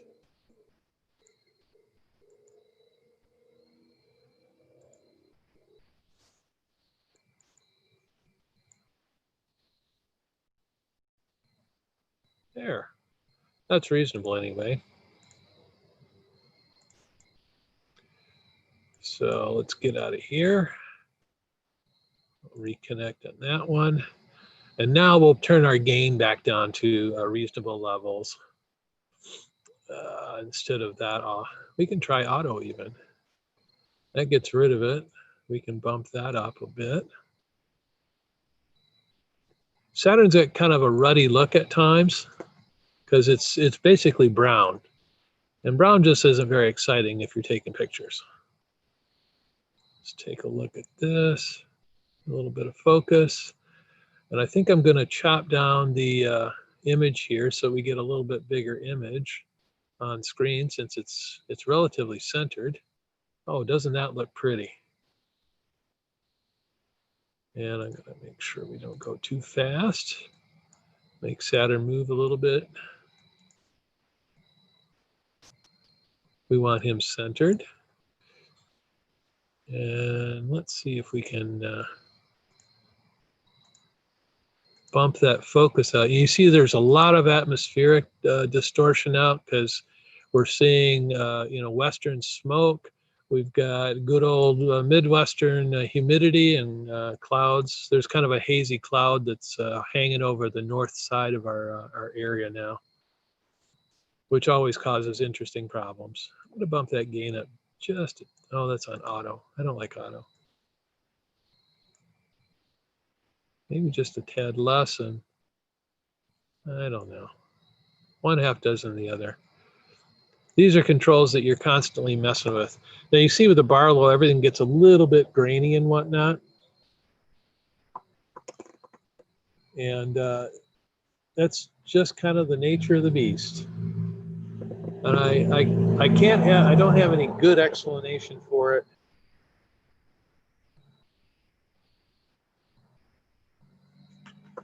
Oh, come on. There we go. Trying to tell my wife to go downstairs and turn off the computer.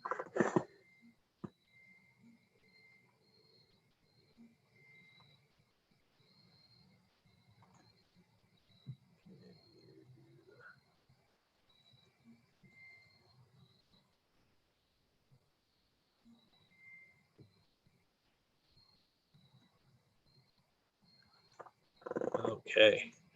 Now, similar to our Jupiter thing, we're going to try to get some imaging done. Since we got our subject matter out here, and as soon as we do that, I think we're going to move on to Mars.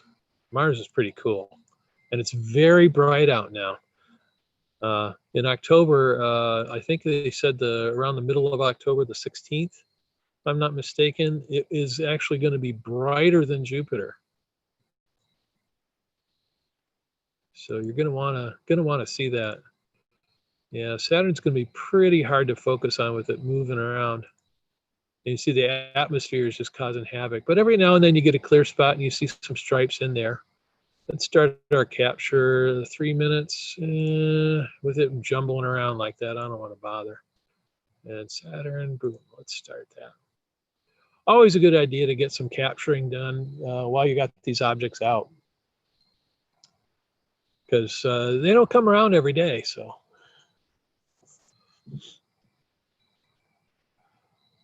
This right now is the kind of the fun of the astronomy hobby in general.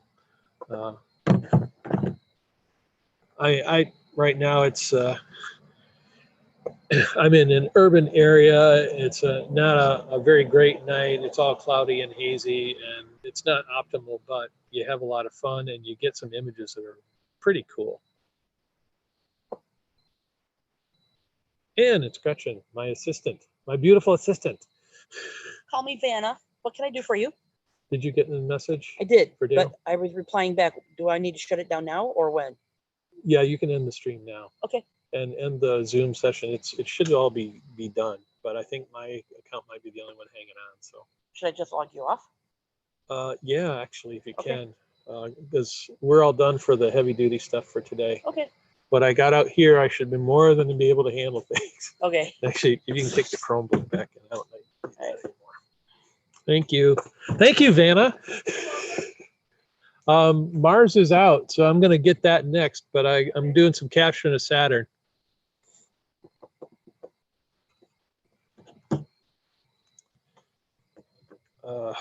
Well, I got lots of extra stuff here. Yeah, if you want to come back out and give it to me. It's getting a little cool. My legs are fine.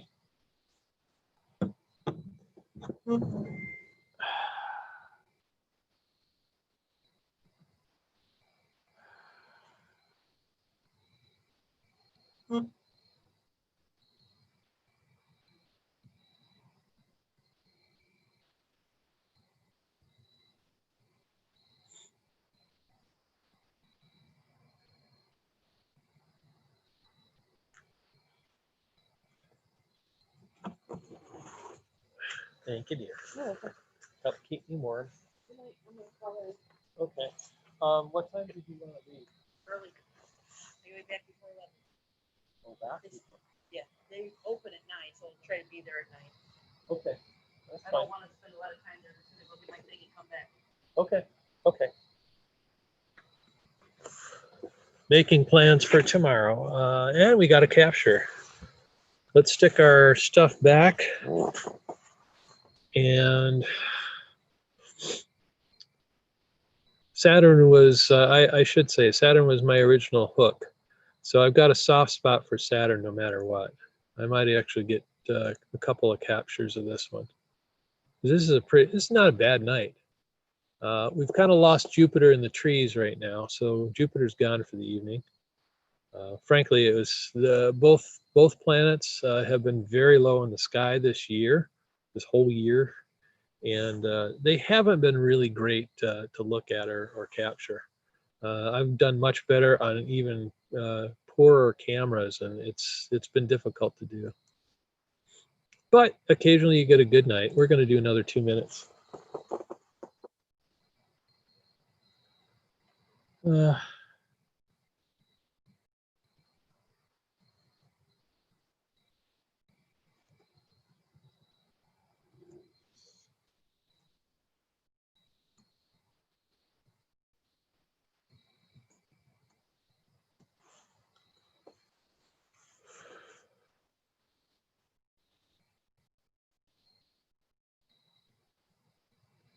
Oh, I just noticed I have to plug in my mount. That would be really handy.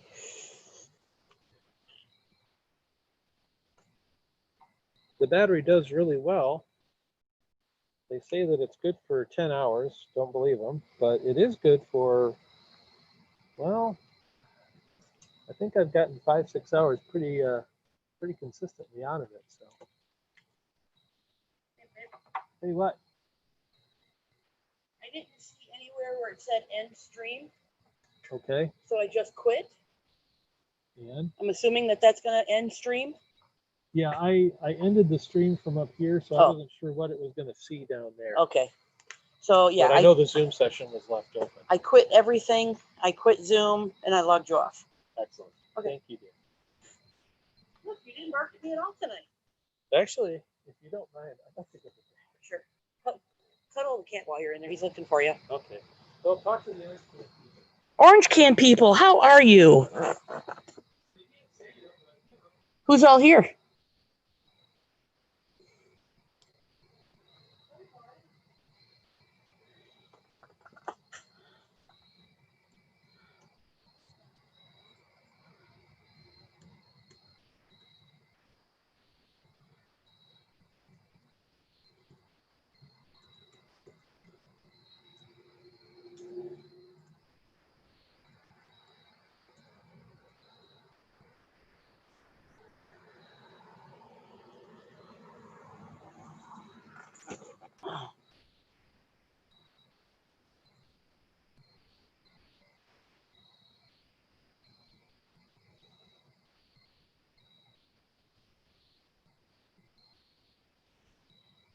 I don't know if anybody's still here.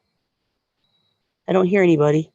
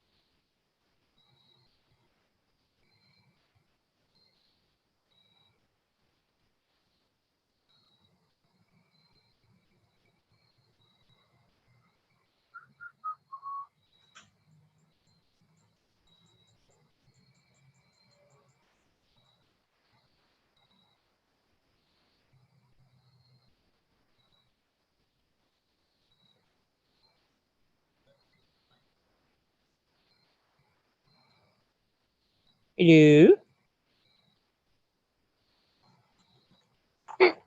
Thank you. You're welcome. Can you stay up for a bit? Yeah, I'm slated to be out here till midnight. So, Okay.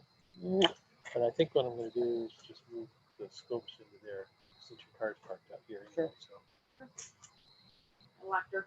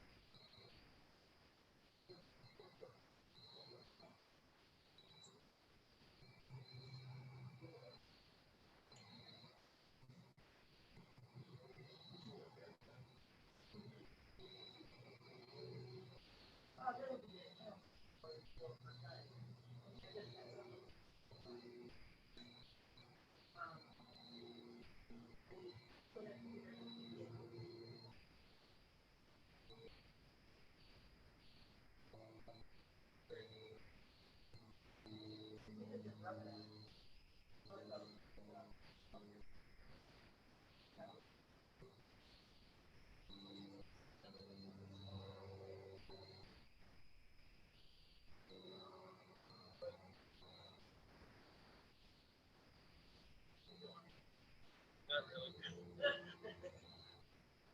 Okay.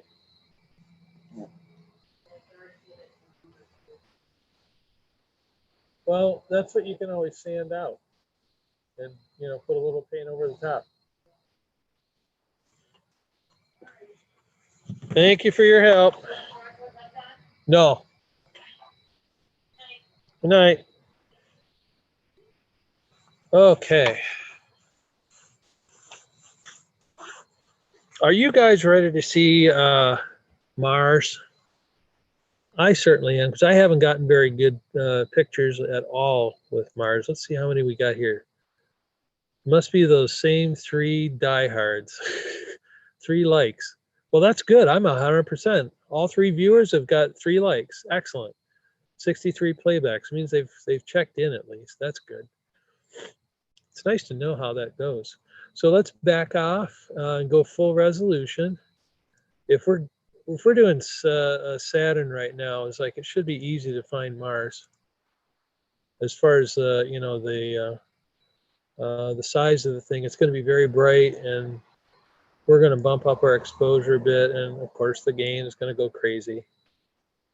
And orange is actually bright.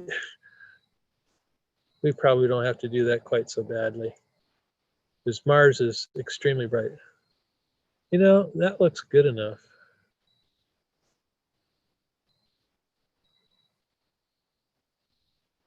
Sometimes it's good to take like a native resolution picture without, and even though this is with the Barlow in there, the Barlow is generally it's generally a pain.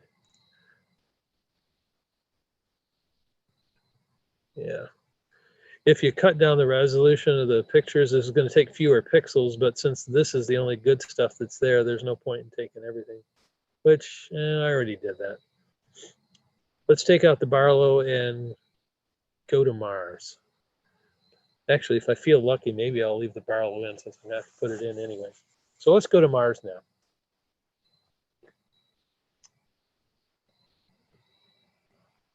Oh yeah, it's right out in the middle. We'll be able to find it easy.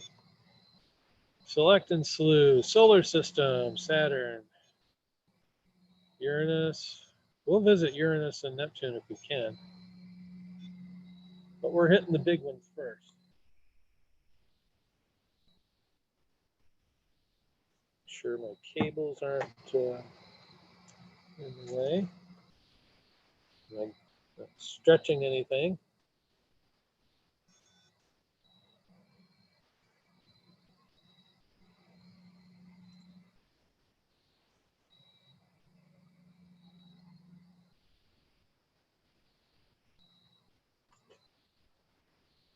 Oh, yeah, it's a bit off. I'd be surprised if it got there. Yeah. Let's take this out to full res.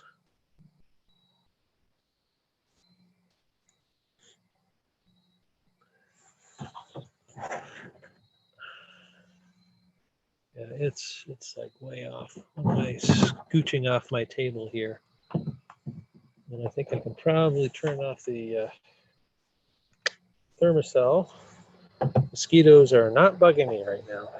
They're all hunkering down. So, wow.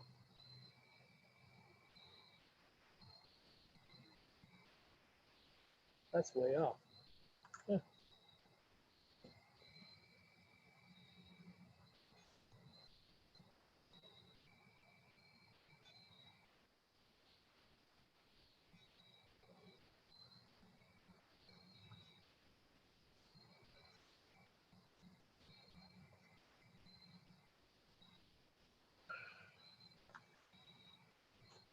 Picking up anything there? No, of course not.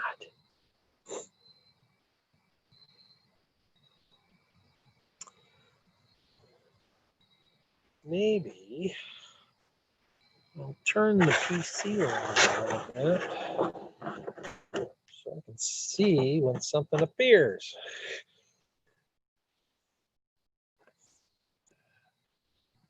See, that's in the Finder, okay.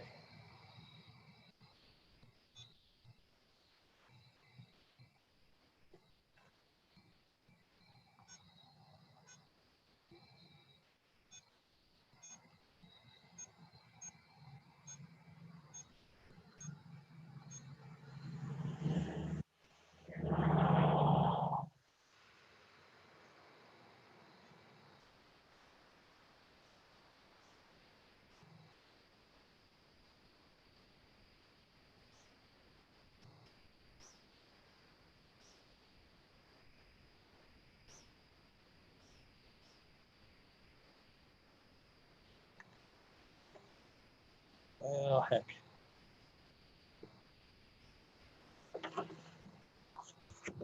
This isn't helping. Am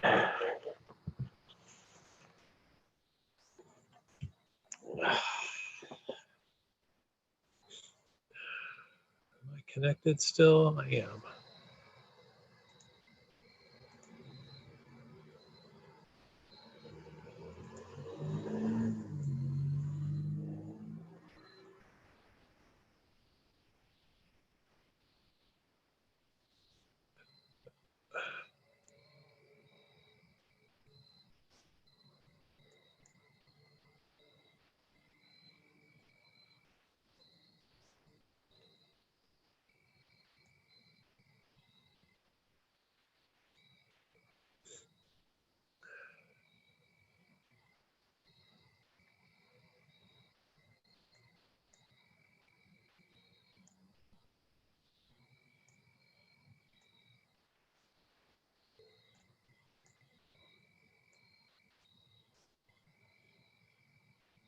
Oh,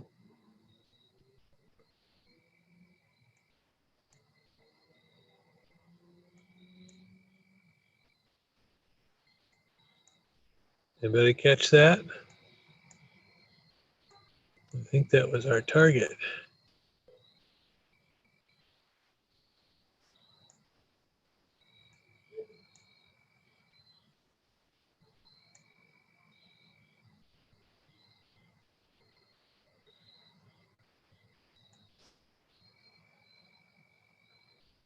The heck is that?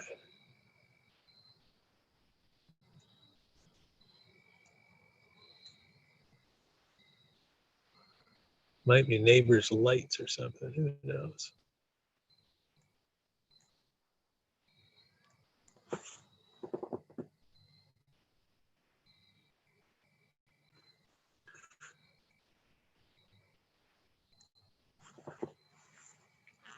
What's binging?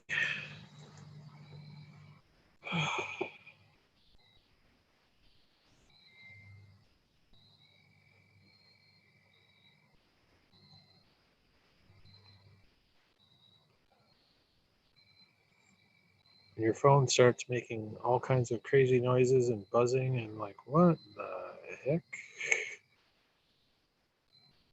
Comment. Oh my goodness.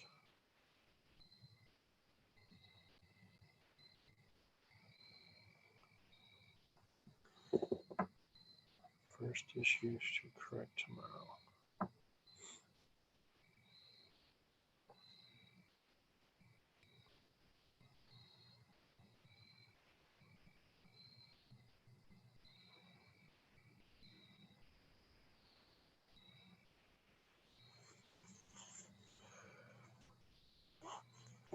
Okay. I may have to take the Barlow out and refocus because it's too narrow of a field to find. I was hoping I could avoid this,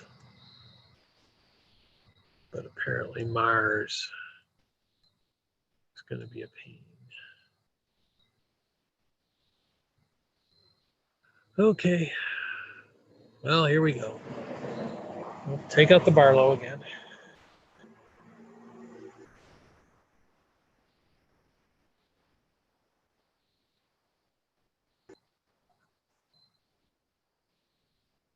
Here, Barlow. Into the pocket.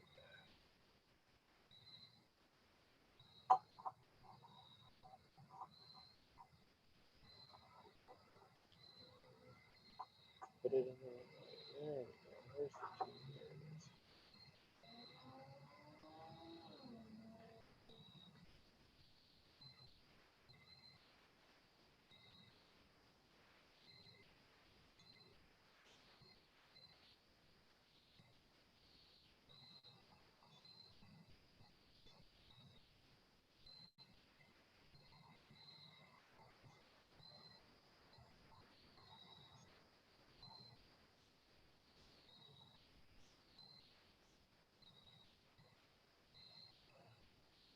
Pretty close to centered. Well, there it is. Yeah, creepy Barlow.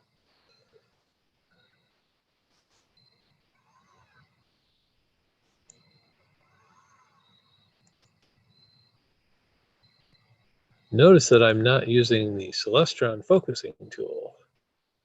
And you can now see how completely out of whack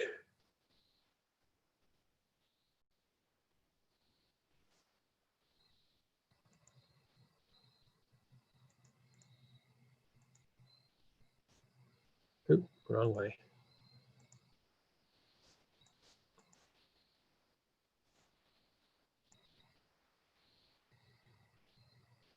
Stop. Why does it do that?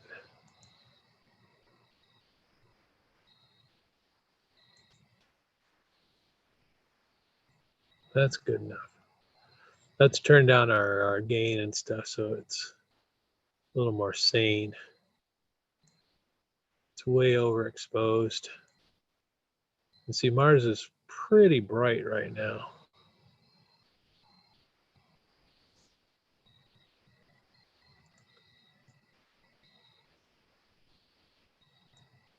We'll leave that up a little bit. I need something to focus with.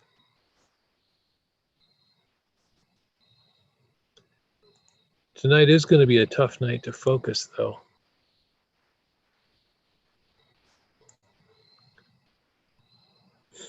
Looks like we got to go out.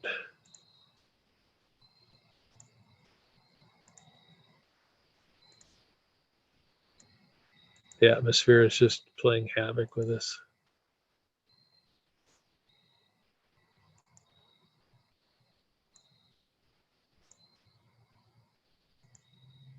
Once it steadies in a little bit, let's chop the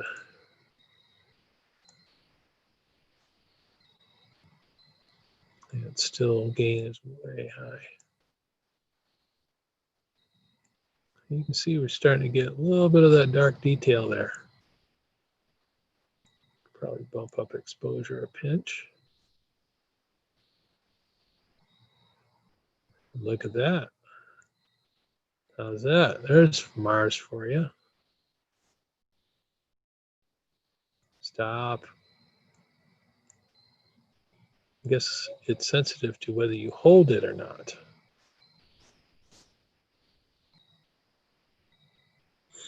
So let's try to zero in on some of that focus there and see if we can get it looking good. Then we can plop the evil Barlow back in. Notice we got a little bit of white spot on the bottom. That is our ice cap, which I think is a southern ice cap, if I'm not mistaken. So my orientation is correct tonight, which this is a first if you've watched me before.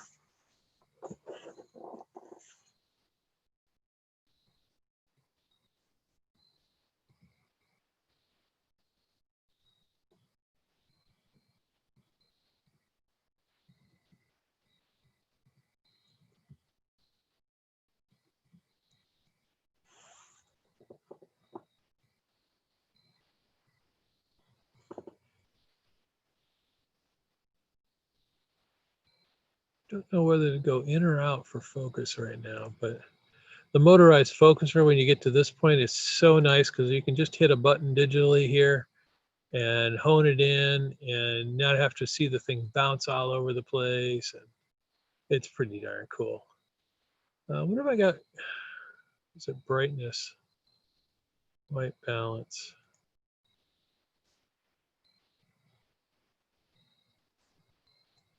Ugh.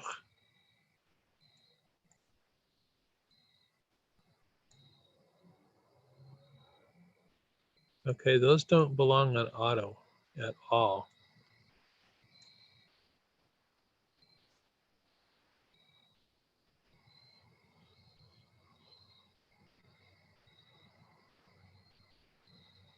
I think that's about where, that's actually a nice coloring. Oh, that's the red. We can tone it down a little bit with some blue. Wonder if it, yeah.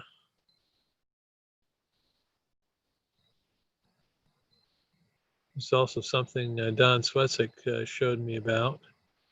You can change the display histogram with these controls. So you can get it to kind of look at what you look like what you want it to. So if you know your actual display is a little dingy, you can always spruce it up and make it look correct. Don's big into the was electronically assisted astronomy, EAA, and he's gotten very good in his technique, which he's probably running parallel to my session right now. So if you want to, you know, go check it out. YouTube, you can have as many of these things running. Just mute me for a little bit and check out Don. He's probably going to be looking at some deep space objects, and you know, this is looking pretty good. Maybe we'll bounce that down a pinch more. Where does it go? There we go. Isn't that a beautiful picture?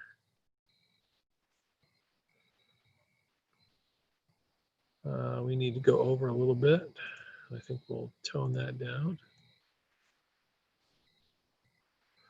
And this will help us focus too. And yeah, that is not with the Barlow.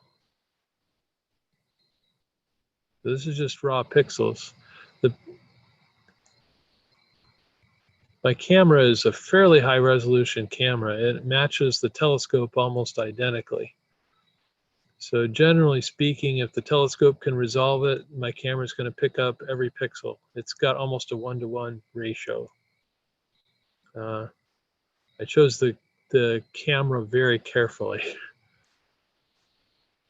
because I actually have a deep space camera, and it's got larger pixels, so it's great for picking up deep space stuff.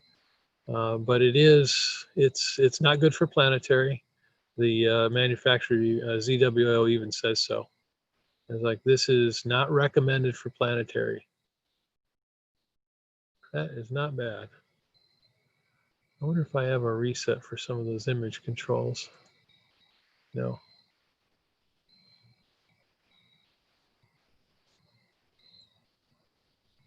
So kind of lost. Oh, there's the polar cap there. We're going to start a capture. 2 minutes. Probably get about right. So that's not a bad image, and that's blown in or zoomed in on digitally. It's not actually larger picture, just spread over larger area. But with Mars being in the area, we should be able to get to Uranus and Neptune tonight too. They should be around. I don't have my my star guides in the way yet. I wonder if I have stellarium over on this other machine. I do. So I can help myself find stellarium, Mars with stellarium.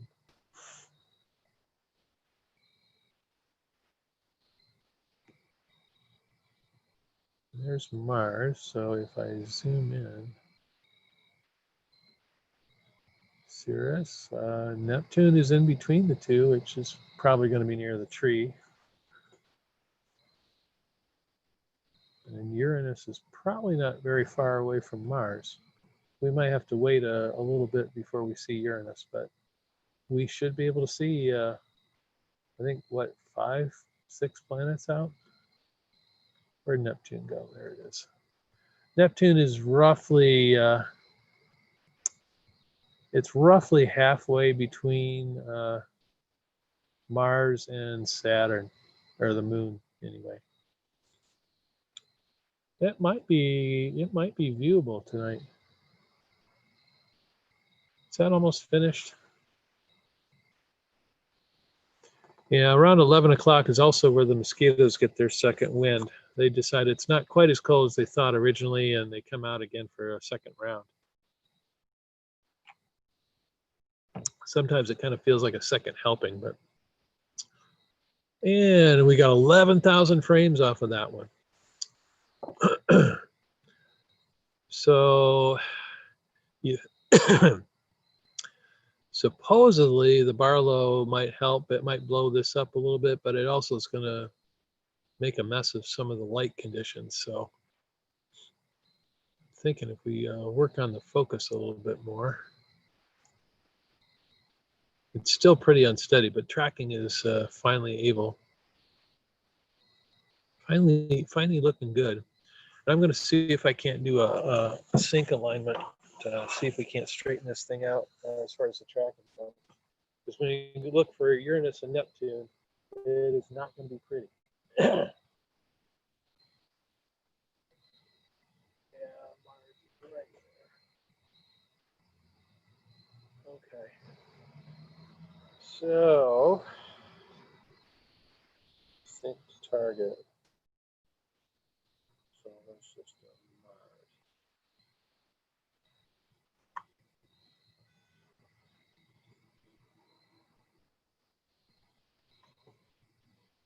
Wow. Yeah, we lost Mars when we tried to sync. It is way out of sync. So let's go back to high res so we can get it in the field. I don't think it's very far off, but it's off enough where we're going to need to find it. Yeah.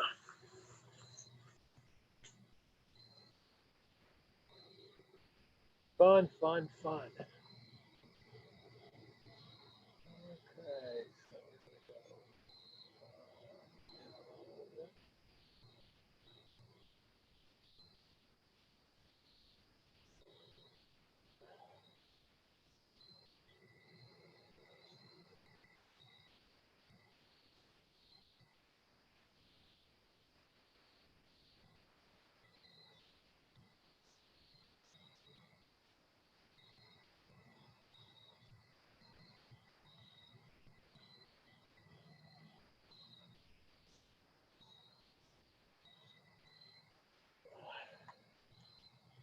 Let's see how that looks.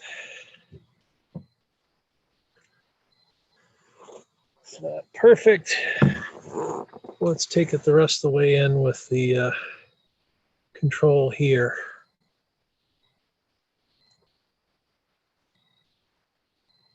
And then we'll tell it it's aligned.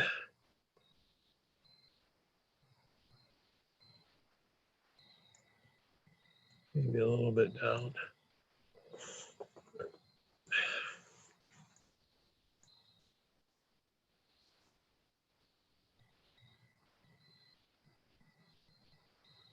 I look about centered, folks. Yay. And we will tell it it is aligned. There we go. So now, if we want to try that Barlow again,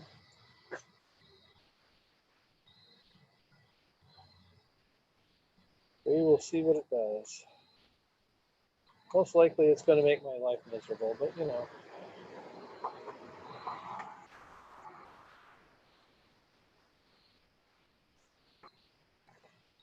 Turn off the finder.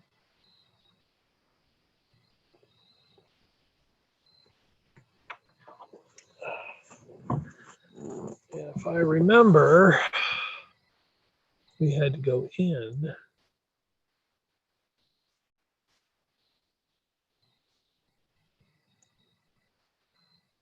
Oh, yeah.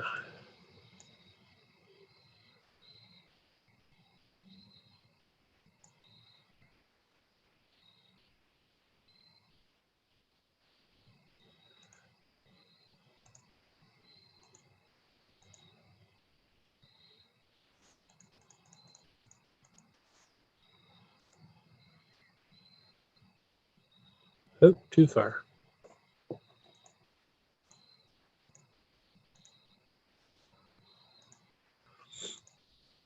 Now, see, this is where having extra light from a very bright object to the Barlows work out pretty well. But I figured out the math on this thing, and a 2x Barlow is about as good as I can do. I've tried it with 2.5, and it just it cuts too much stuff up. It just makes a mess.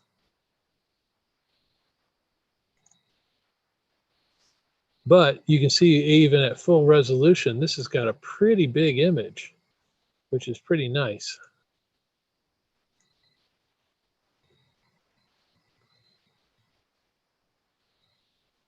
I look at the Barlow as a way to magnify everything to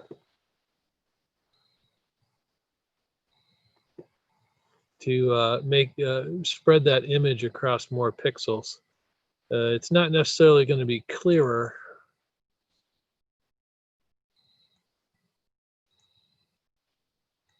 Come on. I know you can. It's getting worse, isn't it?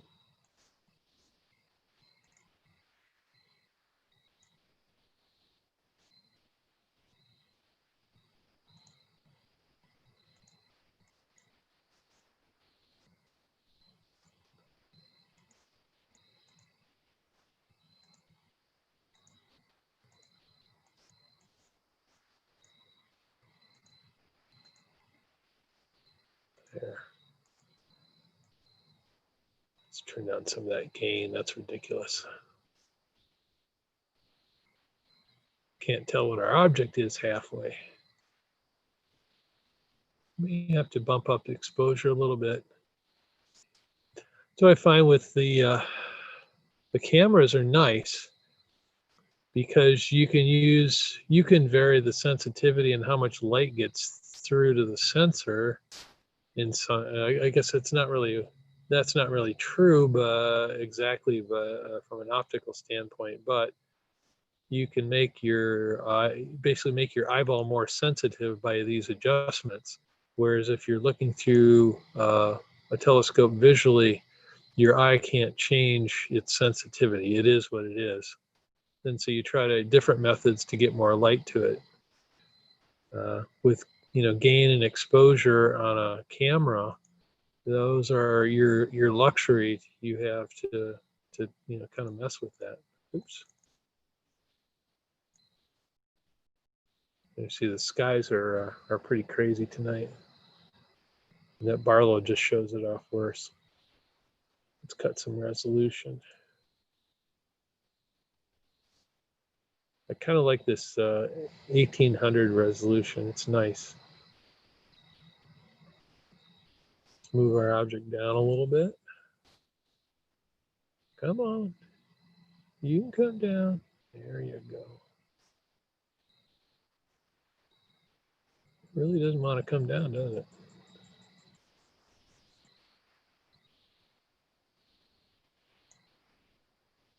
Apparently 2x is very slow. But I still don't have it quite in focus. This is one of the problems with the Barlows. They make it very difficult to focus. But you can make it out in clarity where there's some detail there. This redness around this ring is kind of a problem. I have all those things turned down.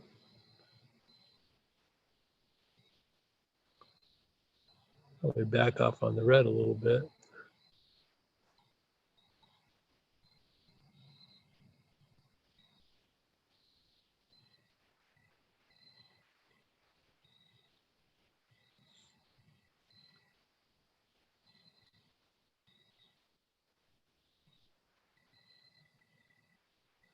You notice you can highlight different features depending on how much of these colors you deal with. That's the same effect as an honest to goodness color filter.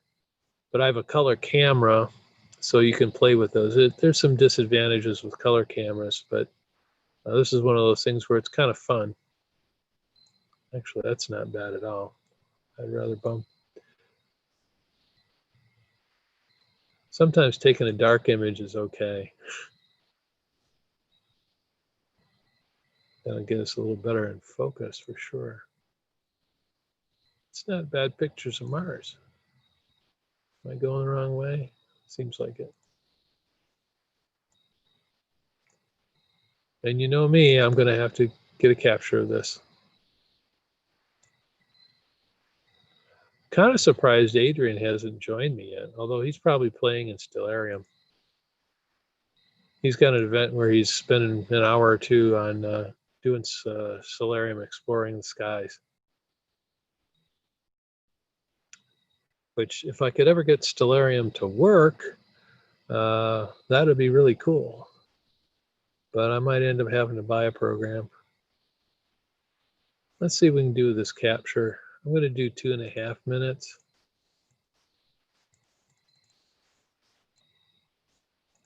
Just because there's enough wavies here. I need some garbage frames to throw out.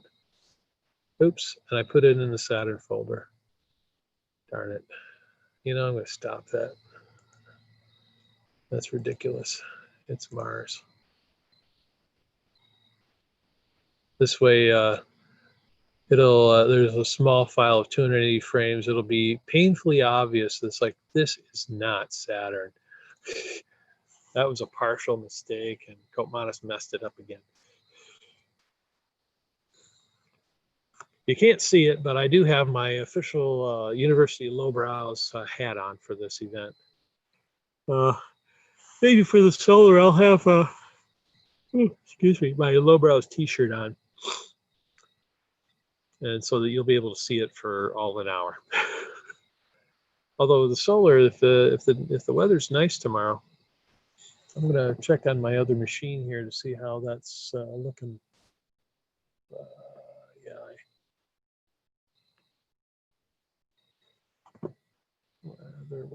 Weather. Weather's not up. Okay.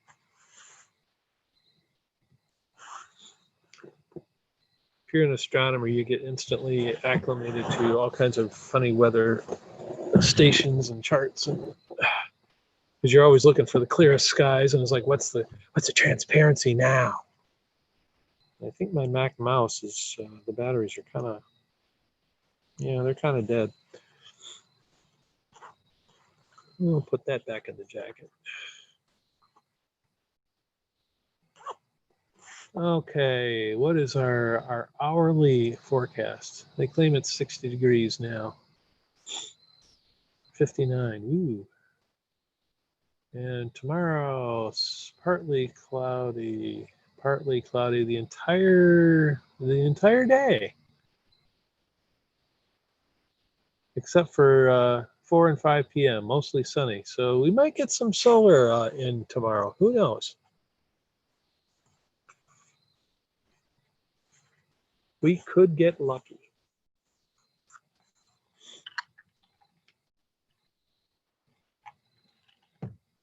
And since we've done that, we have to check out atmospheric.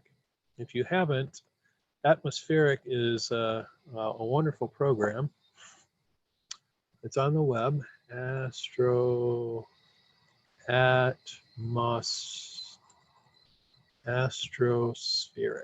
Can't hardly spell it half the time. I'll put the URL in the chat session here. Oh, I just noticed the chat was showing show Jupiter. Jupiter right now is behind a tree. I'm sorry to say, but if you rewind, and I think the DVR thing is there, I do have Jupiter early on, but it's been very low and it's been very hard to photograph lately. So, but this is a site you guys have got to go to if you want to do astronomy in Michigan.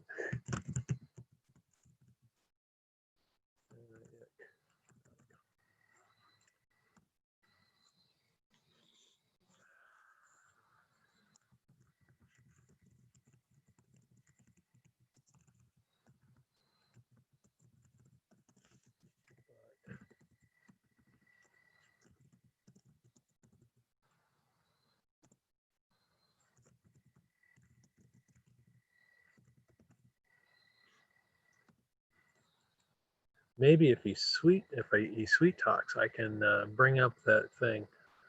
Is it done capturing? It is. I tell you what, who's the, let me get this name. Jorge Garcia. I will show you Jupiter because I'm a nice guy.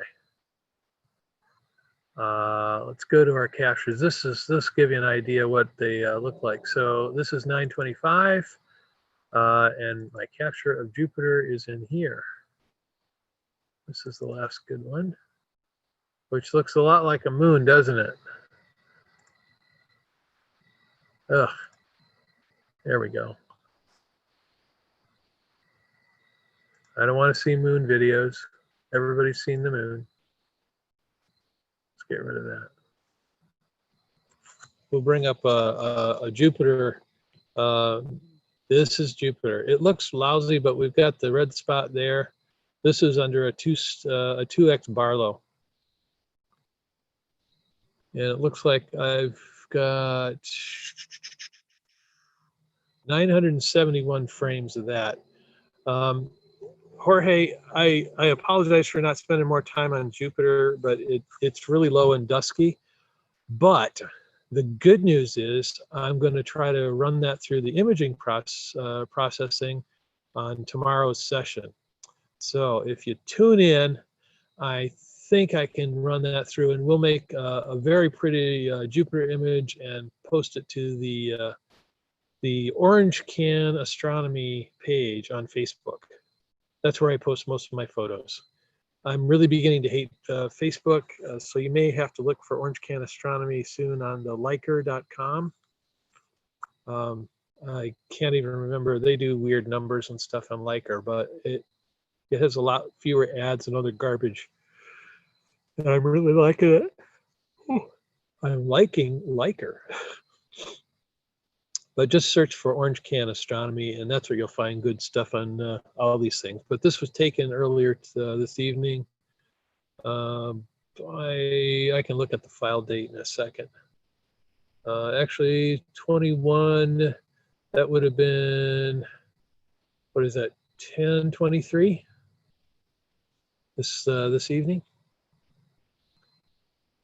But you see the skies are pretty messed up. It's kind of wavering all over and shimmering. So the haziness around it has been a problem tonight with all the planets and the moon and stuff. We're still getting quite a bit of the western wildfire smoke in the air here, to the tune where like the moonlight here has got a haze all around it. It's pretty remarkable. I don't know why it's going backwards now. What a fun program. But we did get Jupiter, Jorge, and I'm really sorry you missed it on camera, but we're going to try to make it up to you. Astrospheric, it is saying that we're going to get a little cloudiness around, looks like 8, probably around 10 o'clock or so, but it is going to clear up. Transparency is kind of lousy because of the smoke and whatnot's coming through. And seeing it's better earlier in the day, but it's acceptable. It's right now is the better seeing if you're going to be doing stuff. But if you check out atmospheric and you put in your address and whatnot, it'll tell you where you are. I'll tell you where you are. Oh. It'll tell you the astronomical conditions of where you are right now. Map layer. Let's do that. Let's look at the smoke map. Oh, yeah. Well, we're at the tail end. So tomorrow morning is going to be nice, but the evening there's a big bank of smoke rolling through right now. It kind of looks like a weird cyclone, which is too bad for the astronomers, but at least we don't have clouds to fight with. So we'll take it. We're not real picky when it comes to that stuff. Go back. They're trying to teach me about their program and ads and other stuff. Let's get rid of some of this stuff. There we go. Okay, and let's check in with our astronomy at the beach people. Okay, everything's running pretty quiet right now, which means our meeting later is going to be a real trip. We have a troubleshooting meeting scheduled for, it looks like we ran off the map. Anybody know where Mars went? Disappeared while I was looking. It's still up in the sky. There it goes. Sorry about that. Yakking and I'll let it disappear on me. Stop.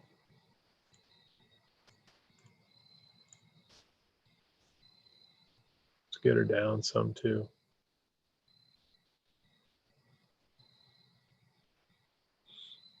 Now see, that's a lot nicer image, don't you think? But Mars is going to be looking pretty decent. It's going to get as bright as Jupiter come mid-month in October. And frankly, if you don't read Sky and Telescope, you owe it to yourself to give it a read. It's an excellent magazine, and they've got monthly charts about what to see, even if it's deep sky and other stuff.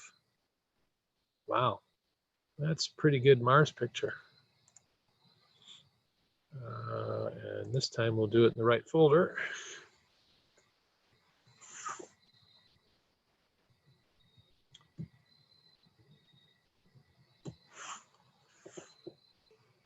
And I should remind people, if you like the orange can stuff, or if you found some displays on the GLAC site and the rest of astronomy at the beach, please put the likes in there, add comments. You know, where have you been? If you like something, tell us about it.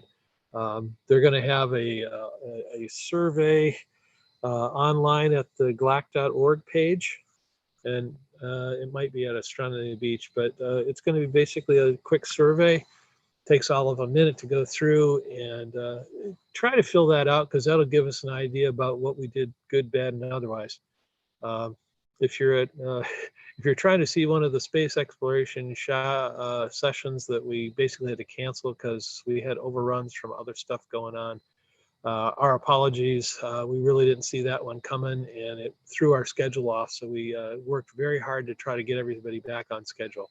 That's part of the reason the orange can stuff started an hour late, which I didn't want to do, because I know people do follow me, but it's one of those things we just had to do. And I literally did not have enough computers on my table here. At the time, I had 3 out on the table and another one down in the basement, and my wife was helping me run. So thank you, Gretchen, for keeping this whole mess running. We learned some stuff about how licensing and Zoom and YouTube all work together. Sometimes they don't.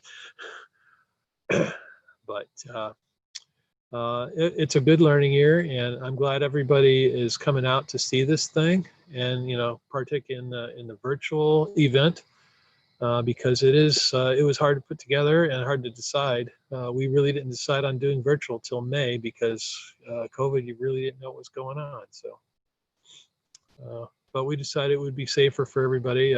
You couldn't have 5,000 people out at Island Lake State Park anyway, and we didn't want to cause parking problems, disease problems. You don't want a huge outbreak of 5,000 people and you know, kill off people. That's not good. So we thought the virtual route was the best way to go, safest way. Everybody was comfortable with the decision. So, and it's so far, we got an astounding number of people to sign up to be speakers. And frankly, we got some people from out of state and across the country that were interested in speaking at the event, that we would have had to pay for hotel bills, travel, etc., that we frankly couldn't afford this year. So this turned out to be good for everybody in that respect anyway. And Mars is just looking wonderful tonight. I can hardly believe it. I haven't gotten this clear image of Mars in quite some time. It's behaving itself. And as much, you guys are seeing it jump around a little bit here, I've seen that thing jump probably a full diameter width of the planet due to the atmosphere. So I think this is spectacular tonight. And you'll notice I'm taking more images. It's fun to take images. When you get these videos, these are all s.scr videos you'll see in the thing up here. You do have the ability to choose between that and I think TIFF images and PNGs, a bunch of other. The PNG and JPEGs, they're really not worth messing with. Whew. Because not many of the stacking programs take those in because the images are compressed. Usually they're like raw images, which are going to be like a TIFF format, or like these .ser are basically movie files made up of raw TIFF files. So they make for very good, compact, easy to transport things. But as we'll see after we get done, I'll show you the files. They're positively huge. So if you notice, we're getting, right now, we're only about a third of the way through and we got some 2,500 frames. And they make for really huge files. I captured a session of planetary stuff one night. And after I got done, I was going to go archive it. And then to my surprise, it was over 140 gigabytes of data that I had collected. And I simply couldn't save that to my archive. I use Blu-ray, the HD. They're like quad density discs or something like that. And by using the quad density, I can get 90 gig per disc. And if I didn't have those on there, the cooked down stacked images are, about 25 megs or something. They're not so bad. So I have one disc that's pretty much done me all season. So like a night like this, I'll capture a bunch of stuff and I'll run it through AutoStackert, which is a standard stacking program. And it doesn't do anything to them but take care of the stacking. And then those images are what I kind of work from after that. I end up turning them into FITS images, which is one of the other formats here. Apparently NASA likes it because it's a highly configurable format, and it knows about what data is inside of the format itself. So there's a lot of metadata inside a FITS file. And I guess there's a number of ways you can interpret them, and finding a FITS viewer for Windows anyway, and for the Mac, it's next to impossible. But NASA does put out a FITS viewer that's pretty respectable. We really can't complain about it. Let's see if we can't maybe do this just a pinch more. What will that look like zoomed in? Ooh. Let's move our region of interest, I think they call it. Basically, you can move this little window, and that's what's going to show us. Oh, this is like a digital zoom, so it's really not doing anything spectacular from an image standpoint, but it does show us a close-up view of the pixels. Sometimes you can, like here, I'm getting a little bit of fine focus, but you see it gets a little jumpier every time you do this. But the files will be smaller, and we get a better view of the object itself. Let's try one more, maybe. Nope, too much. And I will say you sort of have to have an artist's eye for this. It doesn't hurt at all. Once you get these things cooked down and stacked and whatnot, you'll put them into one of your processing programs, whether it's Photoshop or something else, and that's where the real magic happens. I'm going to take a look at the comments real quick. Dave New to the conference ran the same issue more than, oh yes, the Zoom problems.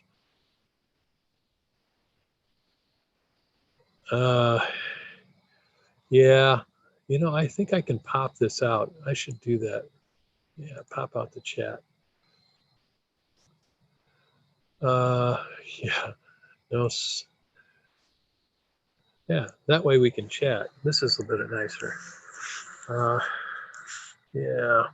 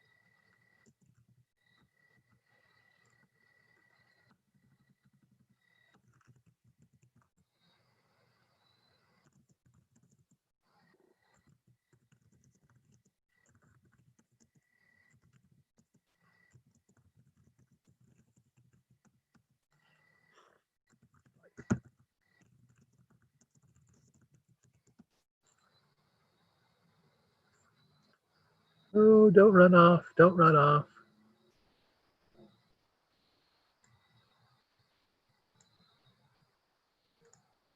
This is where your tracking is like, can we just edge that little bit closer? There we go. Keep it in the window.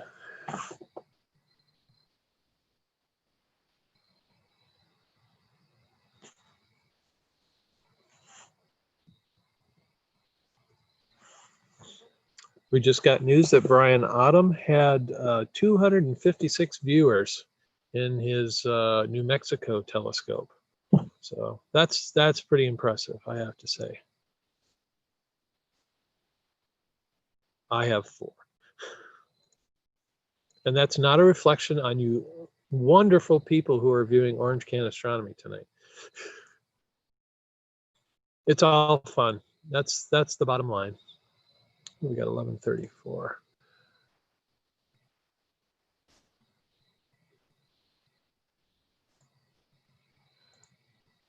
Think we should switch to Neptune or Uranus? So I think this is about all we're going to eke out of Mars. I have any takers on that?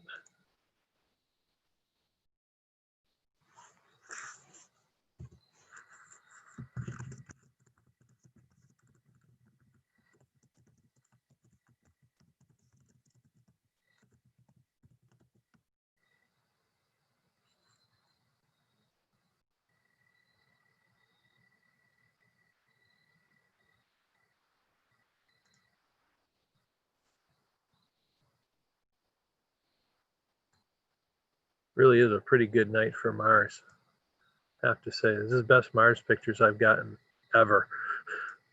You were witness to this historic moment. Doesn't feel that glamorous, does it? Well, sometimes we have to exaggerate a little bit.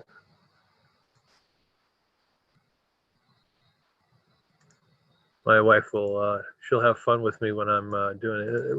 I was saying earlier, these videos and all that, after you stack them, you really don't know what you've gotten, how good a quality until after you stack them. You know, weed out stuff. My friend Ani, who does the H alpha stuff, he's an excellent photographer. He tends to almost systematically take out only the best 15%. For him, that works. I've found that, you know, it depends on the quality of the video.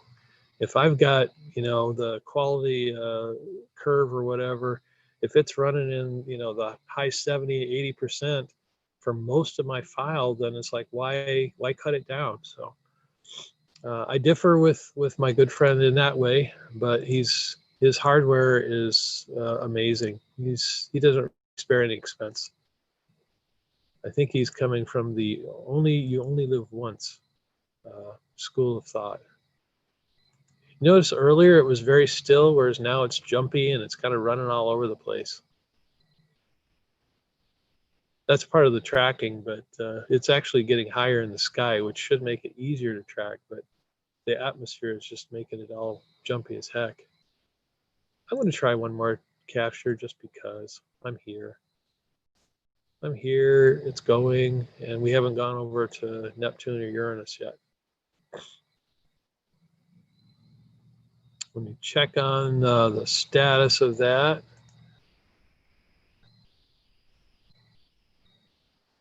Yeah, we're looking at Mars right now. And Dave knew, actually it looked very good only probably, what, 15 minutes ago, folks? And it's kind of gotten messed up since. It's very jumpy and the atmosphere is causing problems. I don't know if Uranus is in view yet or not.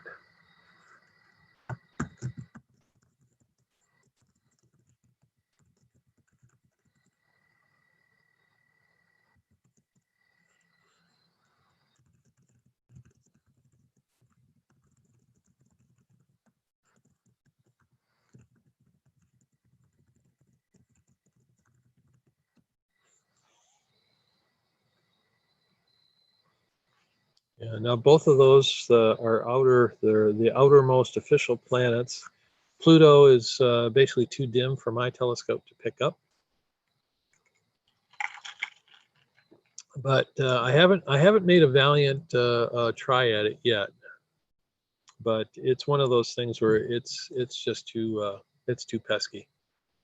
But Neptune and Uranus, I've gotten photos on both of them.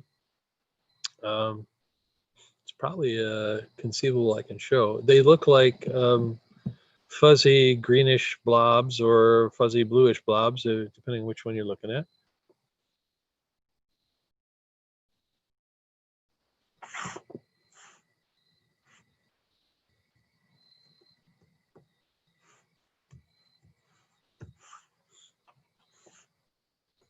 And we're nearing in on the last 15 seconds or so of this Mars capture. Yeah, the sky is really going nuts right now. But we're getting good surface detail, and I think that'll make for some good stacking regardless. Even though this might look like a blurry mess, it's amazing what stacking and processing and sharpening can do. The second half, it uses an auto stacker to stack them, but the second half is using a program called Registax, which it does do stacking, but it's a horror in comparison to auto stacker, and it doesn't do as good a job. But the real secret there is it has a wavelets feature that is super easy to use and will bring out all sorts of detail like you would not believe. You can check out the photos in the Orange Can Astronomy page on Facebook if you want to see some examples of the final products. It does an amazing job, and I generally don't have to do anything in Photoshop to touch them up. The detail it brings out is colorful, it's got good sharpness, and if you're careful about how to use the wavelets and don't go too far with them, you can produce some really, really nice shots.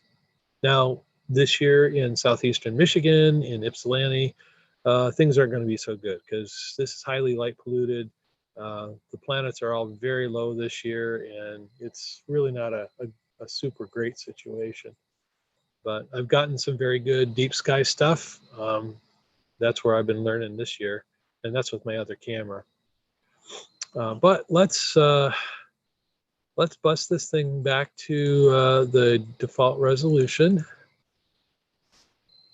and we'll see how small Mars really is. That's not so bad, and that is with the Barlow in there. I'm going to take out the Barlow because you generally can't find anything with the dumb thing in there. So, and I'm going to pump up the gain, and exposure we'll probably have to go pretty high in that. So this is getting ready. We're going to go see Uranus, but I'm going to take out that Barlow so it doesn't cause any problems. Uranus or Neptune, but I think we'd be good in shape for either one, actually. I'm a little partial to Neptune, but Uranus is fine too. They don't actually look all that much different, to tell you the truth. Okay, here we go. Now, because I'm aligned, it might actually work pretty well. So, select and slew, solar system, Mars, nope. Jupiter, Saturn, been there, done that. Uranus, let's see what we got. Is it going to be into the tree or not? And it looks like it's a not. Let's see how good it did. Hopefully there's a small dot on your screen, and there's not. Darn it. But we're not looking at a tree. That's a good thing. I'm going to. Wow.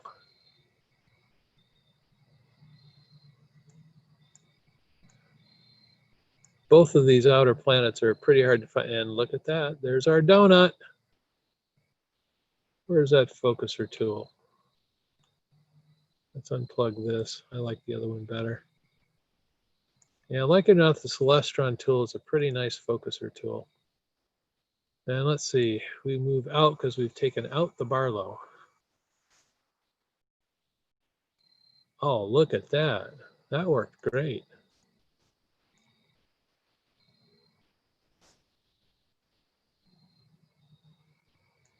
See, now you can tell your friends and relatives you've seen a fuzzy green spot.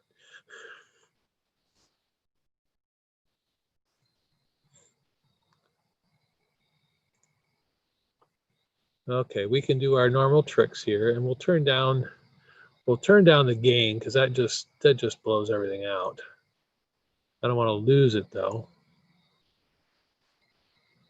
Turn down a little bit of exposure, but now we're going to reduce that resolution to something more sane so that we can actually take a look at this thing. Isn't that cool, folks? That's the next planet out from Saturn. Somewhat out of focus.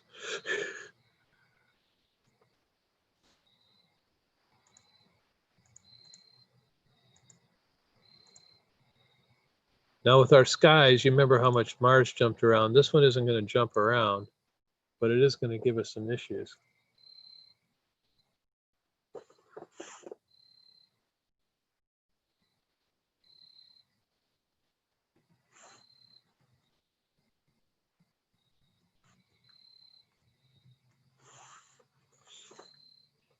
It looks like we're still a little out of focus. We got some rings going on there. So that should be a solid ball. There we go. Notice how to get steady. Yeah, that's better.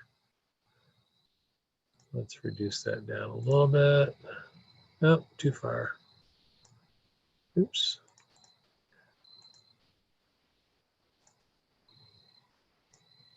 Okay, and let's do our little resolution trick again.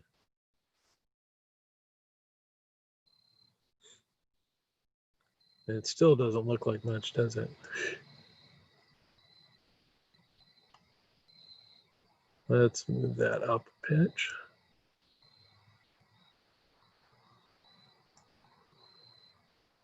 Yeah. Most of this is atmospheric issues. It's not bad, not great though. Come on, stop.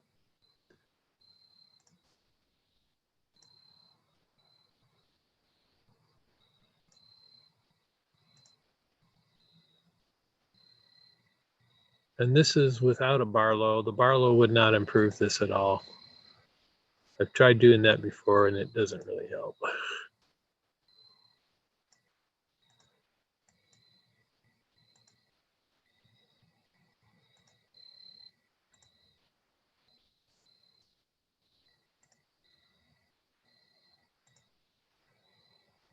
But you can tell the kind of teal color that it has.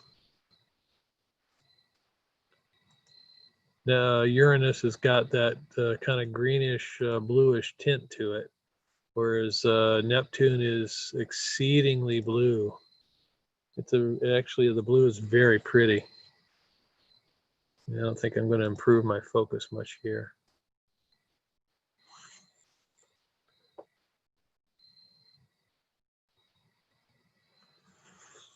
Oh, and let's check back to see how many of you are still hanging with me. Ooh, I'm up to 5. Thank you.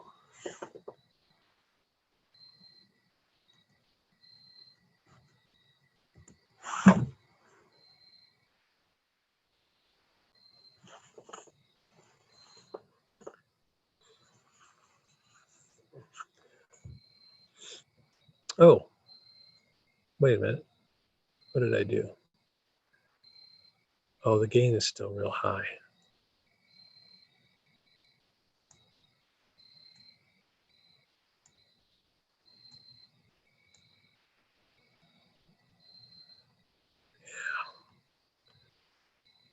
I'm just not going to get a break for this atmosphere, though.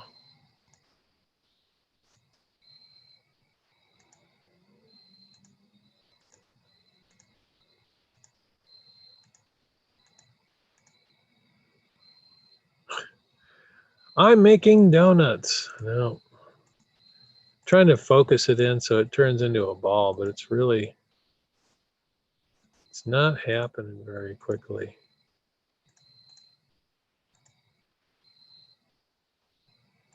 Not happening at all. That's a little better.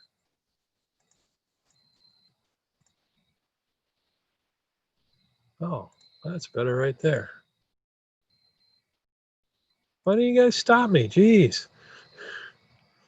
You do see a little bit of bright spot on the bottom here, and that's basically the sun's fault.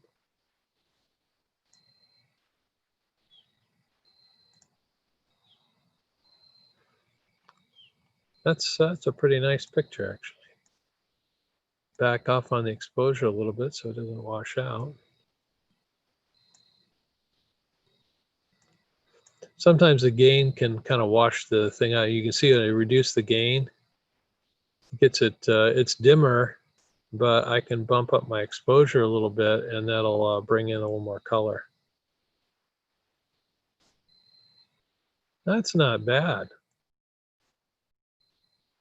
And that's not overexposed either. This is an easy one to get fooled by.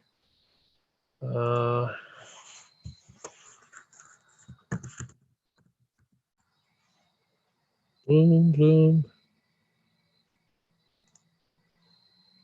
I think we can just do 2 minutes of those.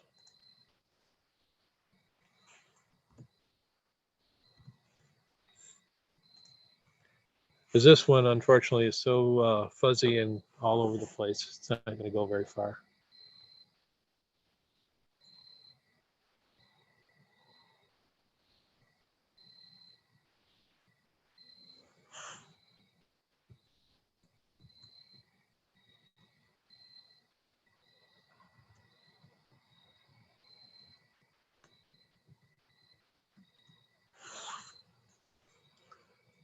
That's looking good too.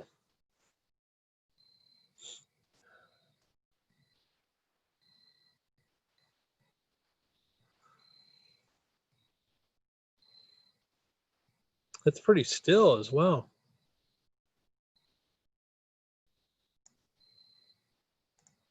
Down to 4. Where's our other, any comments?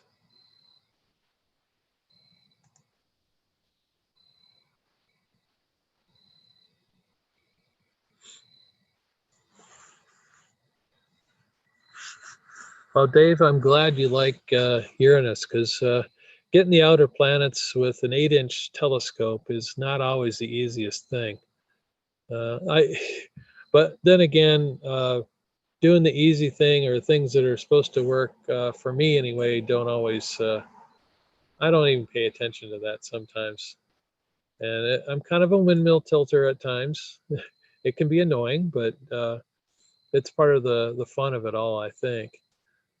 Sometimes it's like you just got to do stuff because you should try. There was a nebula this earlier this summer. I was trying to get. It was the Rho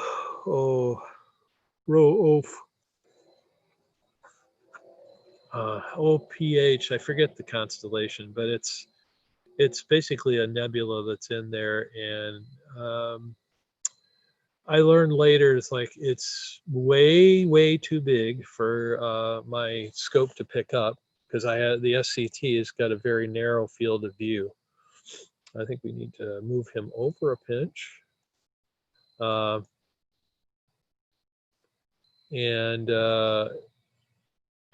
because it has that not so wide field of view, it made it so that I was actually capturing it just fine.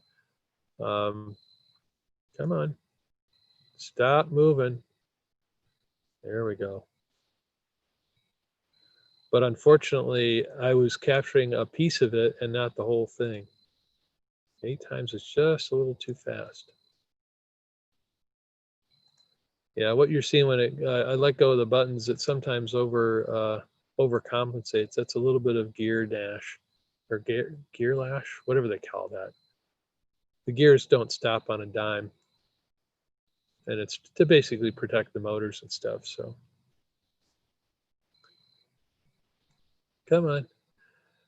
And I'll reiterate that I have an Ioptron AZ Mount Pro.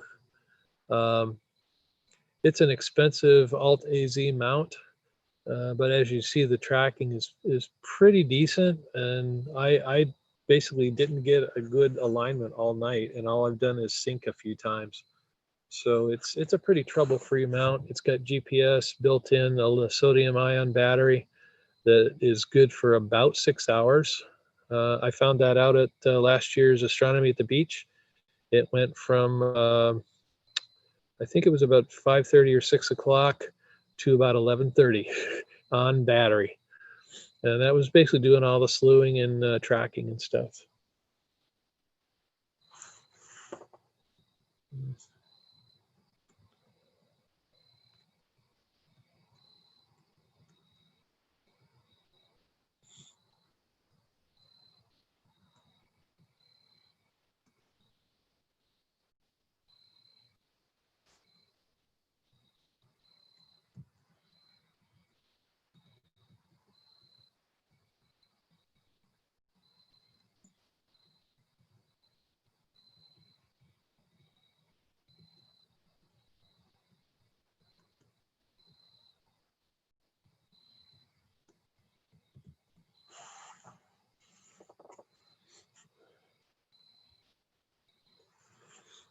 And we're done capturing. Wow. You go off and respond to one person's chat, and look what happens. So how are we doing, folks? Let's see. Thanks for trying. My comments have been very educational. I hope so. I used to use, believe it or not, it was an old a quick charger, but it had a lead acid battery in it. And it just happened to be that the Celestron Nexstar SE that I had, the connector worked perfectly in the output of the battery, so I could run the thing forever, all night if I wanted. And that thing used power a lot worse than the Ioptron does. The Ioptron has got not servo, stepper motor, sorry. And it just sips power. It doesn't use nearly as much power as the Celestron did. So I'm really, really happy with Ioptron. Their menus are stupid simple to use, and the scope is simple to set up. It's very straightforward. Anybody can do it. And it's well built, well engineered, thoughtfully engineered. So I'm not paid by them, but I love their product. Their support is out of this world. You would not believe it.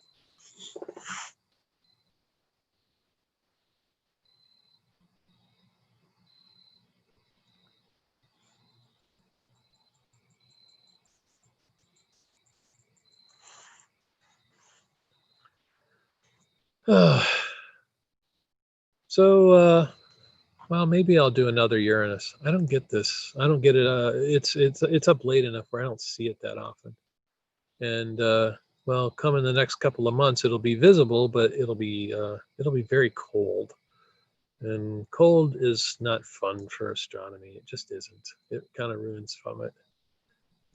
But I do have a really long extension cable for my USB this time, so it's possible I may get some. Let's see if I can get a little more focus out of that. It's possible I may get some winter astronomy in this year. You never know. No, that's not going to tighten up anymore. That is it. That is Uranus. That's as good as it's going to get here from Earth on an 8-inch telescope. We'll give another capture, and then we'll try to catch Neptune before it. Well, it's probably going to try to hide behind a tree or something with my luck. My neighbors have got this very beautiful, perfectly sculpted maple tree, and it's a gorgeous tree. It hides their house, so it looks like we're in a forest. However, it's growing every year, and it's just getting taller, and it's starting to annoy me because it's blocking a lot of my view. I have a prominently southern view, and I have a complete, with like 200-foot oak trees in back of me. So I have a forest backdrop that's unbelievable, and a southern view that's not bad. It points into the countryside, which, well, if you're familiar at all with southeastern Michigan, I'm in the Ann Arbor, Ypsilanti area. where the universities are. And basically it's on the border of all those southern counties that have all farmland. So it's very dark to the south. And I can usually get good views to the south and southwest. Southeast is like Monroe, and between Detroit and Toledo, they get quite a bit of light pollution, but the view to the south is good. My sister-in-law's got a place in a little bitty town that you've never heard of called Maybe, of all places. And I've seen the Milky Way down there in southeastern Michigan, which is, it's astounding. I have to get over there sometime and, and set up my rig. My brother is only about a half mile away, so he could probably host me as well, but he's got more bugs. He has lots of insects. What do we got here?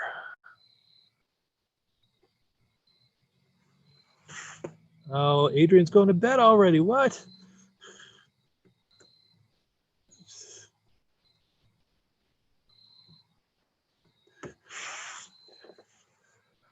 Okay, we're almost done with Uranus. How are you guys going for, you want to see Neptune tonight? We'll make it, what is it, 5 planets now? Let's check our chat.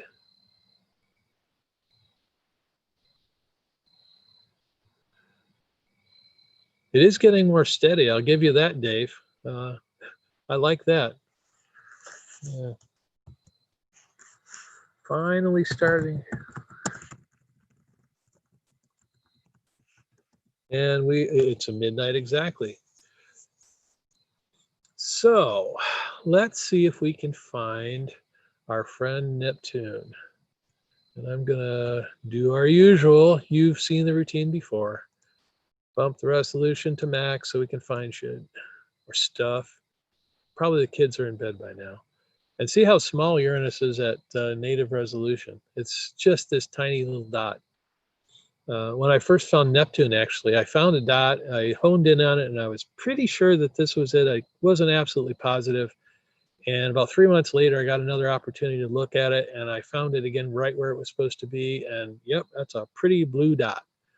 But this one you can see is it's still very much a green. It got a greenish, tealish tinge to it. Neptune doesn't do that. It's very deep blue, and frankly, it's one of my favorite views of the sky. So with that, and I'm going to make sure I change this before, because I am going to, if I get Neptune up, you better believe I'm going to image the thing. So the next thing, I'm going to go over to the telescope and we're going to slew over to Neptune. So stay tuned for a minute.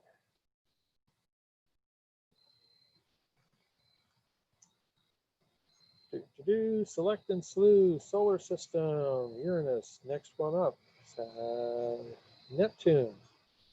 And away we go. With the way the alignment's been, it might actually find it. And it looks like we're in clear sky too. Hallelujah. That's terrific.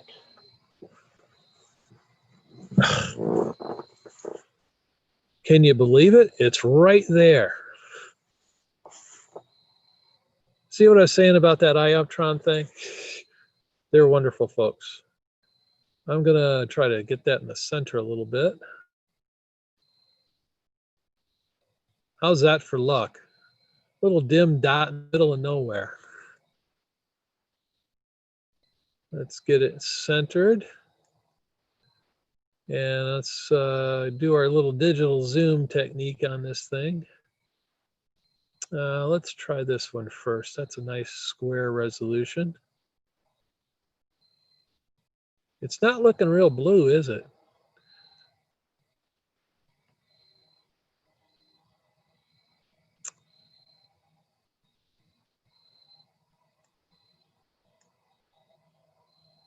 No, that's not going to help at all there. Temperature, flip. Where I saw the image controls. I still got to make it smaller or bigger. Nobody can see this thing.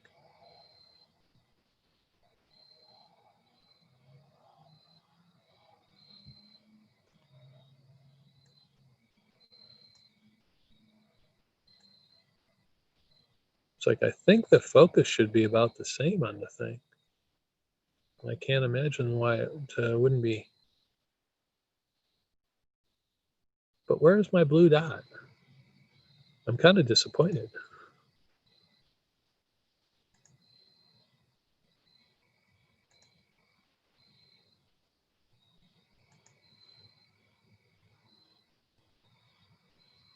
It's right where it's supposed to be, that's for sure.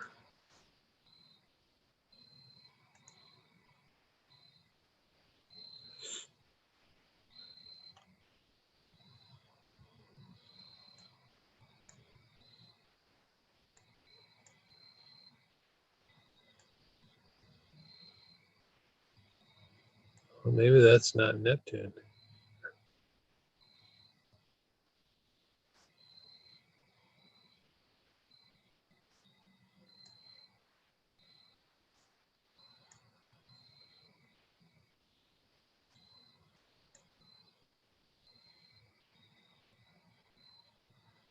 Even though that's where it's supposed to be. That's strange that it's so bright, though. Makes me wonder if I found it or not. For making such a big deal. There's like nothing around it.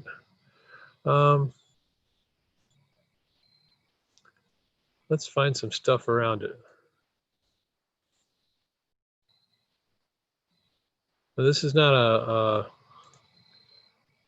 a deep space camera, but it can take some long-term, longer images.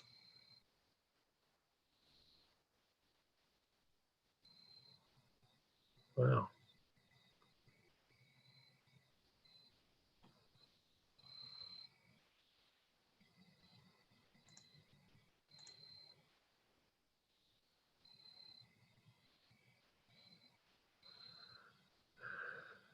But I do know that there's not much around Neptune.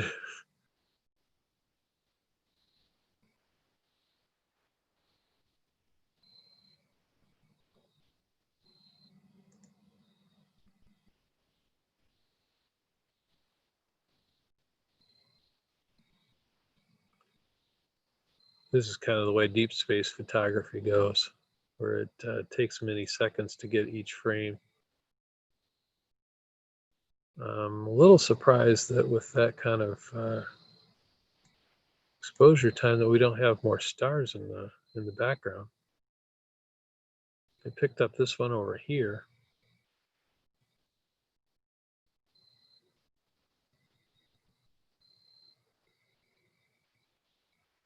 Most of my deep space stuff are around 30 seconds. Yeah, we got some star, but you see this is, there's some movement going on by the mount. Eh, that's weird. I hadn't expected that. But see, planets are generally the brighter objects, and for them to show up, they show up first.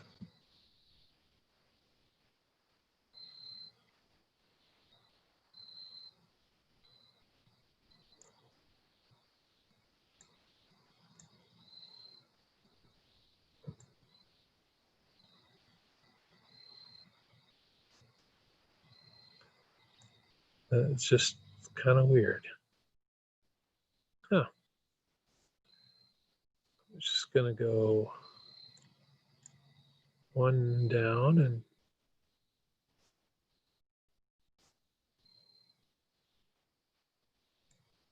see if there isn't some other little granulates hanging around.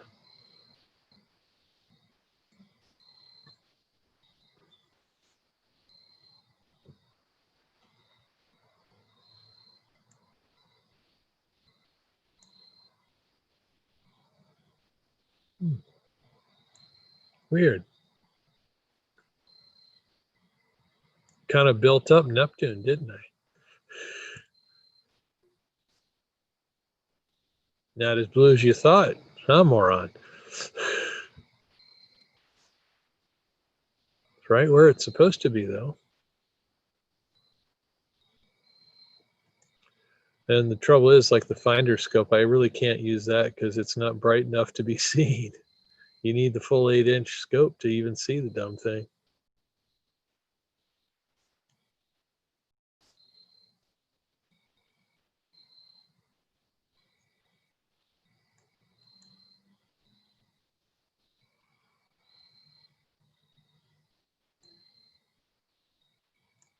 Weird.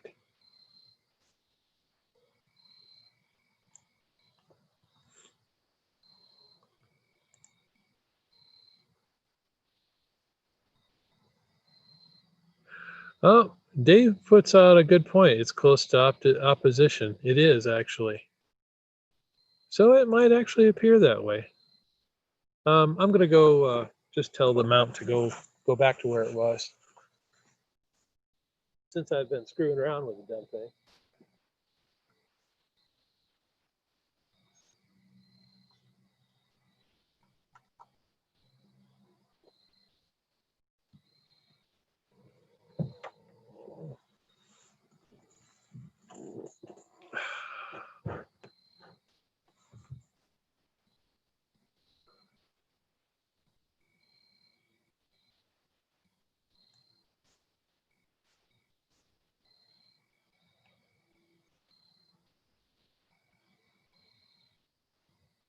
Of course, now I can't find it.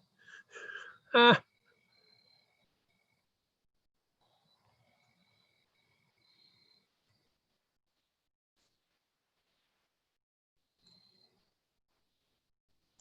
Look at that.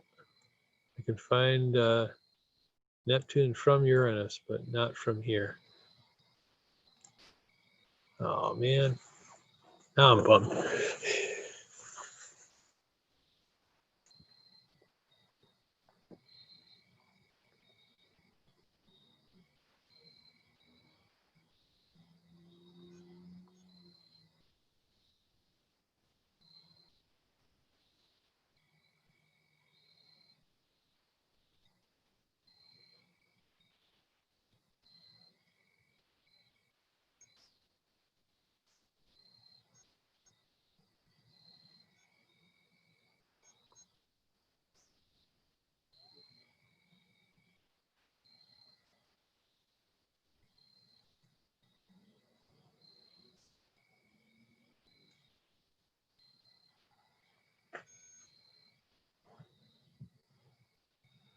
Now that is Uranus again. Now we're going to go back to Neptune since apparently you have to go to Uranus first and then go to Neptune. And back. I think Dave's right. I might have to image it first.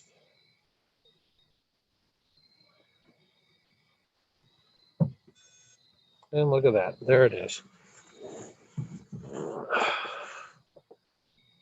And with that little, I wonder if that one's it too. That looks a lot bluer than the big one, doesn't it? And that would make more sense. Let's look at that one. Oops, wrong direction. Shit.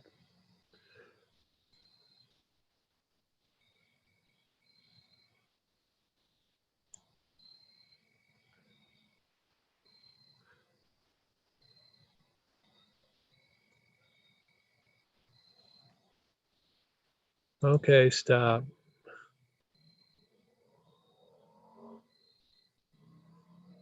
Know what I mean? That one looks a little bluer, I think.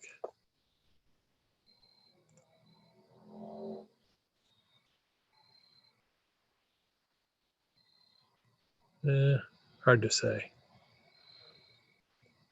Mind plays tricks on you after a while. That makes actually more sense.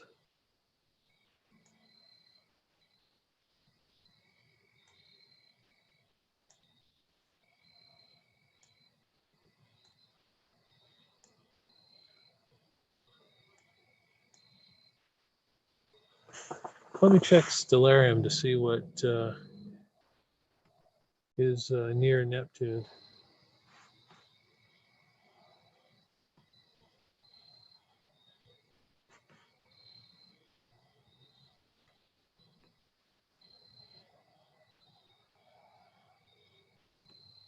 Ah.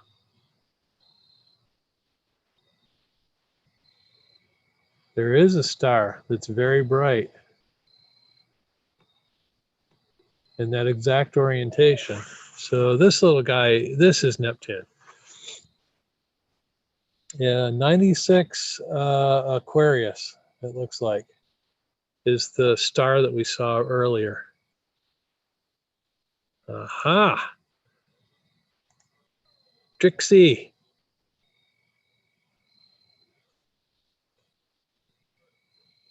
Yeah, that looks much more like a planet.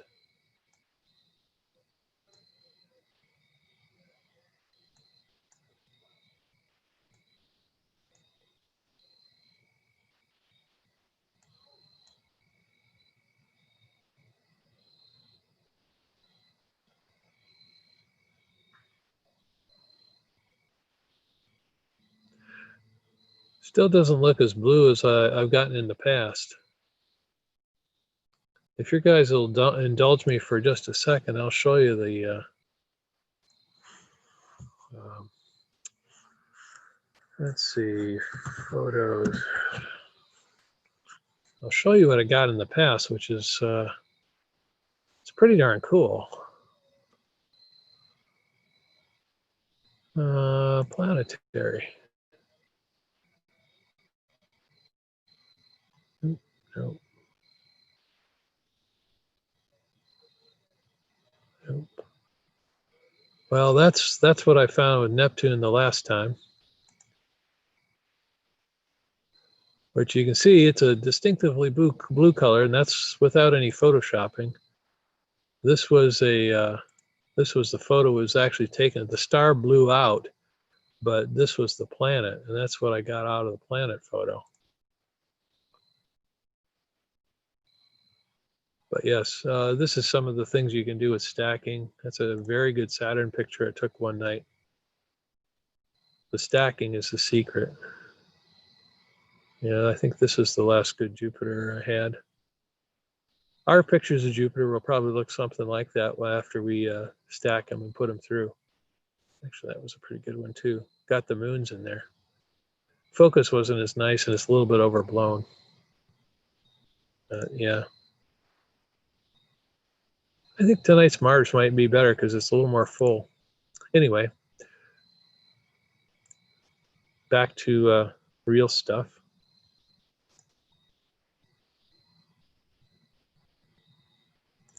Okay, let's go back to our little widget here. Now, it's staying nice and steady. I'll give it that. I'm going to see if I can't buzz in the focus just a pinch.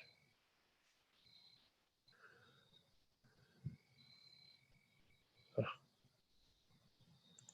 it's way out there, that's for sure. Well, let's image it. What the heck? We'll give it 2 minutes and see what we get. And in tomorrow's session, we'll go through those things and see what we get out of those. They might be like little surprises. That's the beauty of it all.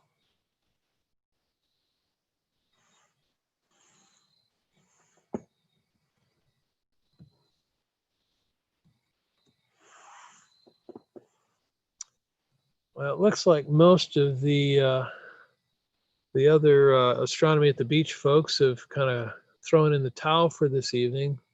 Right now, Jupiter's down by the houses. The moon's about to go behind a tree, and Saturn's gone too. So we're left with Mars overhead, and our little friend Neptune here is getting his picture taken.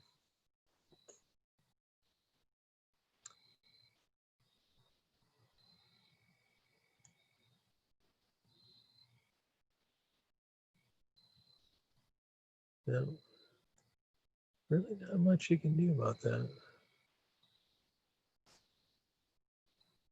Ugh.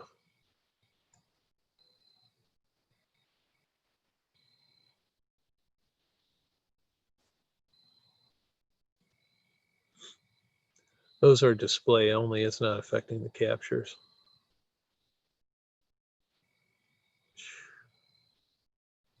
How did we get? About 1 second. Still a little long. What is it? 20 after 12. How many of you crazies are actually here with me? The final 3. I got to get other people to like too. It's all good though. It's all good. The program you're using here is SharpCap, which is a favorite of many of the folks. The other popular one is Fire Capture. I think Ani was using that. It's got some unique features as well. It's got a plugin that I saw that allow you to basically hone in on a region and it'll follow that feature. So you don't have to worry about your tracking and all that stuff being exact. Yeah, this is kind of weird. I really expected Neptune to look a little differently than it did. I'm more disappointed for you folks because seeing it in that nice blue hue compared to the greenish tint that was the other. I suppose we could hone in on that other star or search around a little bit if you wanted, as if you were sitting right here next to me. We'll see what that says. See there's a star nearby, and that one is much brighter, and this would almost be it.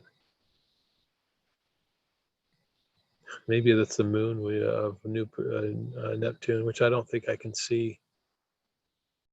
Yeah, it's got a blue tint to it. I wonder if anything is affecting this.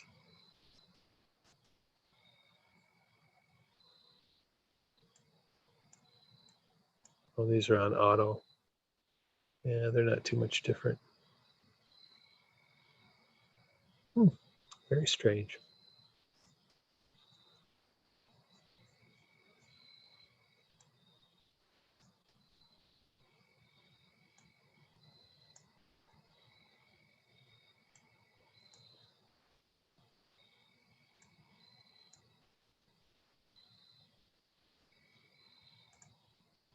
The LX mode is just the long exposure mode.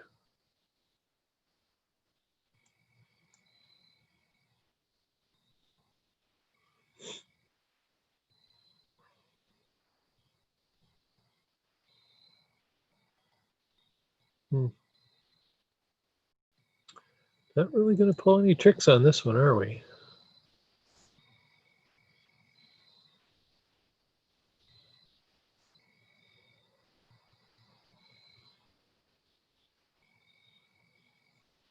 Almost looks like it's blown out.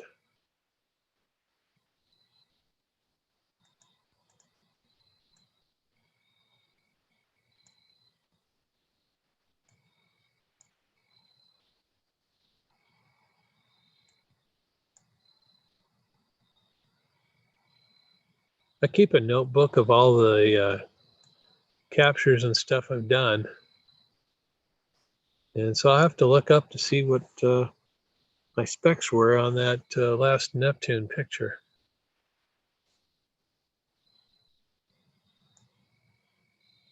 I don't think it was anything terribly exotic, though.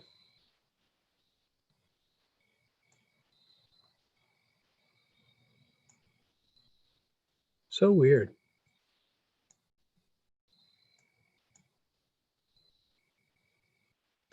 It also could be the atmosphere, the smoke. With something that dim, it could be affecting a lot of things. Well, it is almost 12:30. It's going to take me a while to get this stuff. I do have to get up early tomorrow. So I appreciate, well, both of you hanging around. And looks like Dave and John, oh, John, no, okay. Are you using DSLR or an imager? I am using a ZWO ASI 183 MC.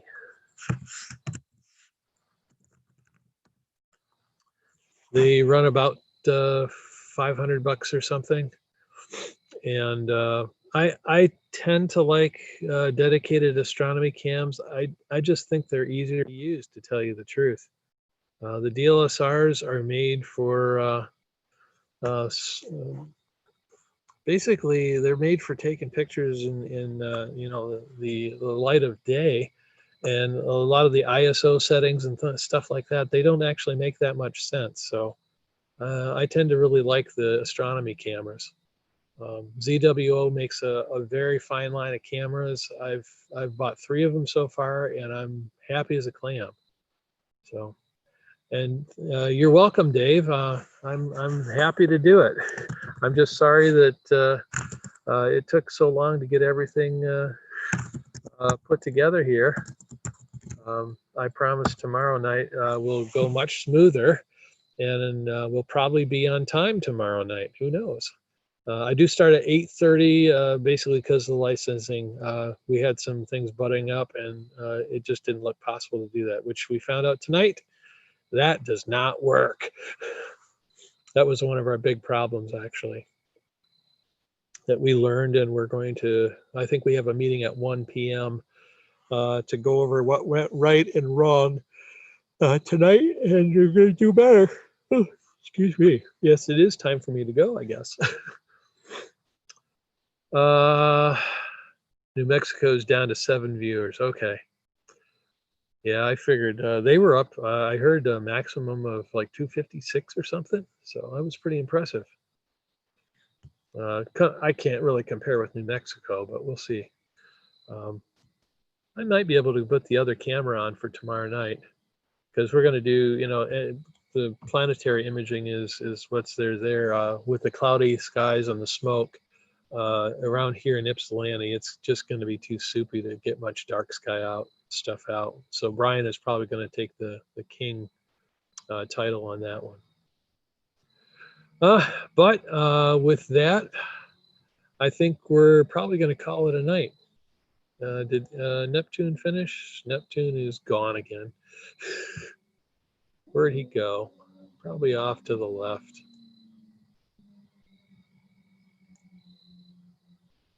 I don't know. We can find him again for one last glimpse before he goes.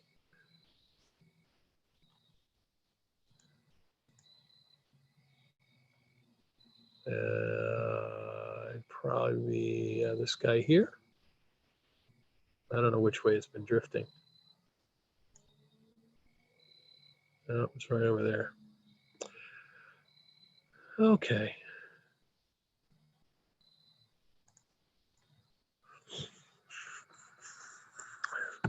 Well, I think I'm gonna sign off for tonight.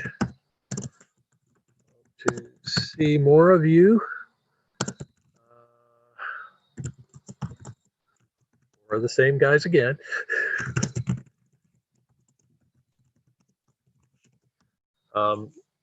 I'll be doing a 3 p.m. Solar. It's going to be white light as long as the sun is up and visible. And 8:30 p.m. For the regular nighttime.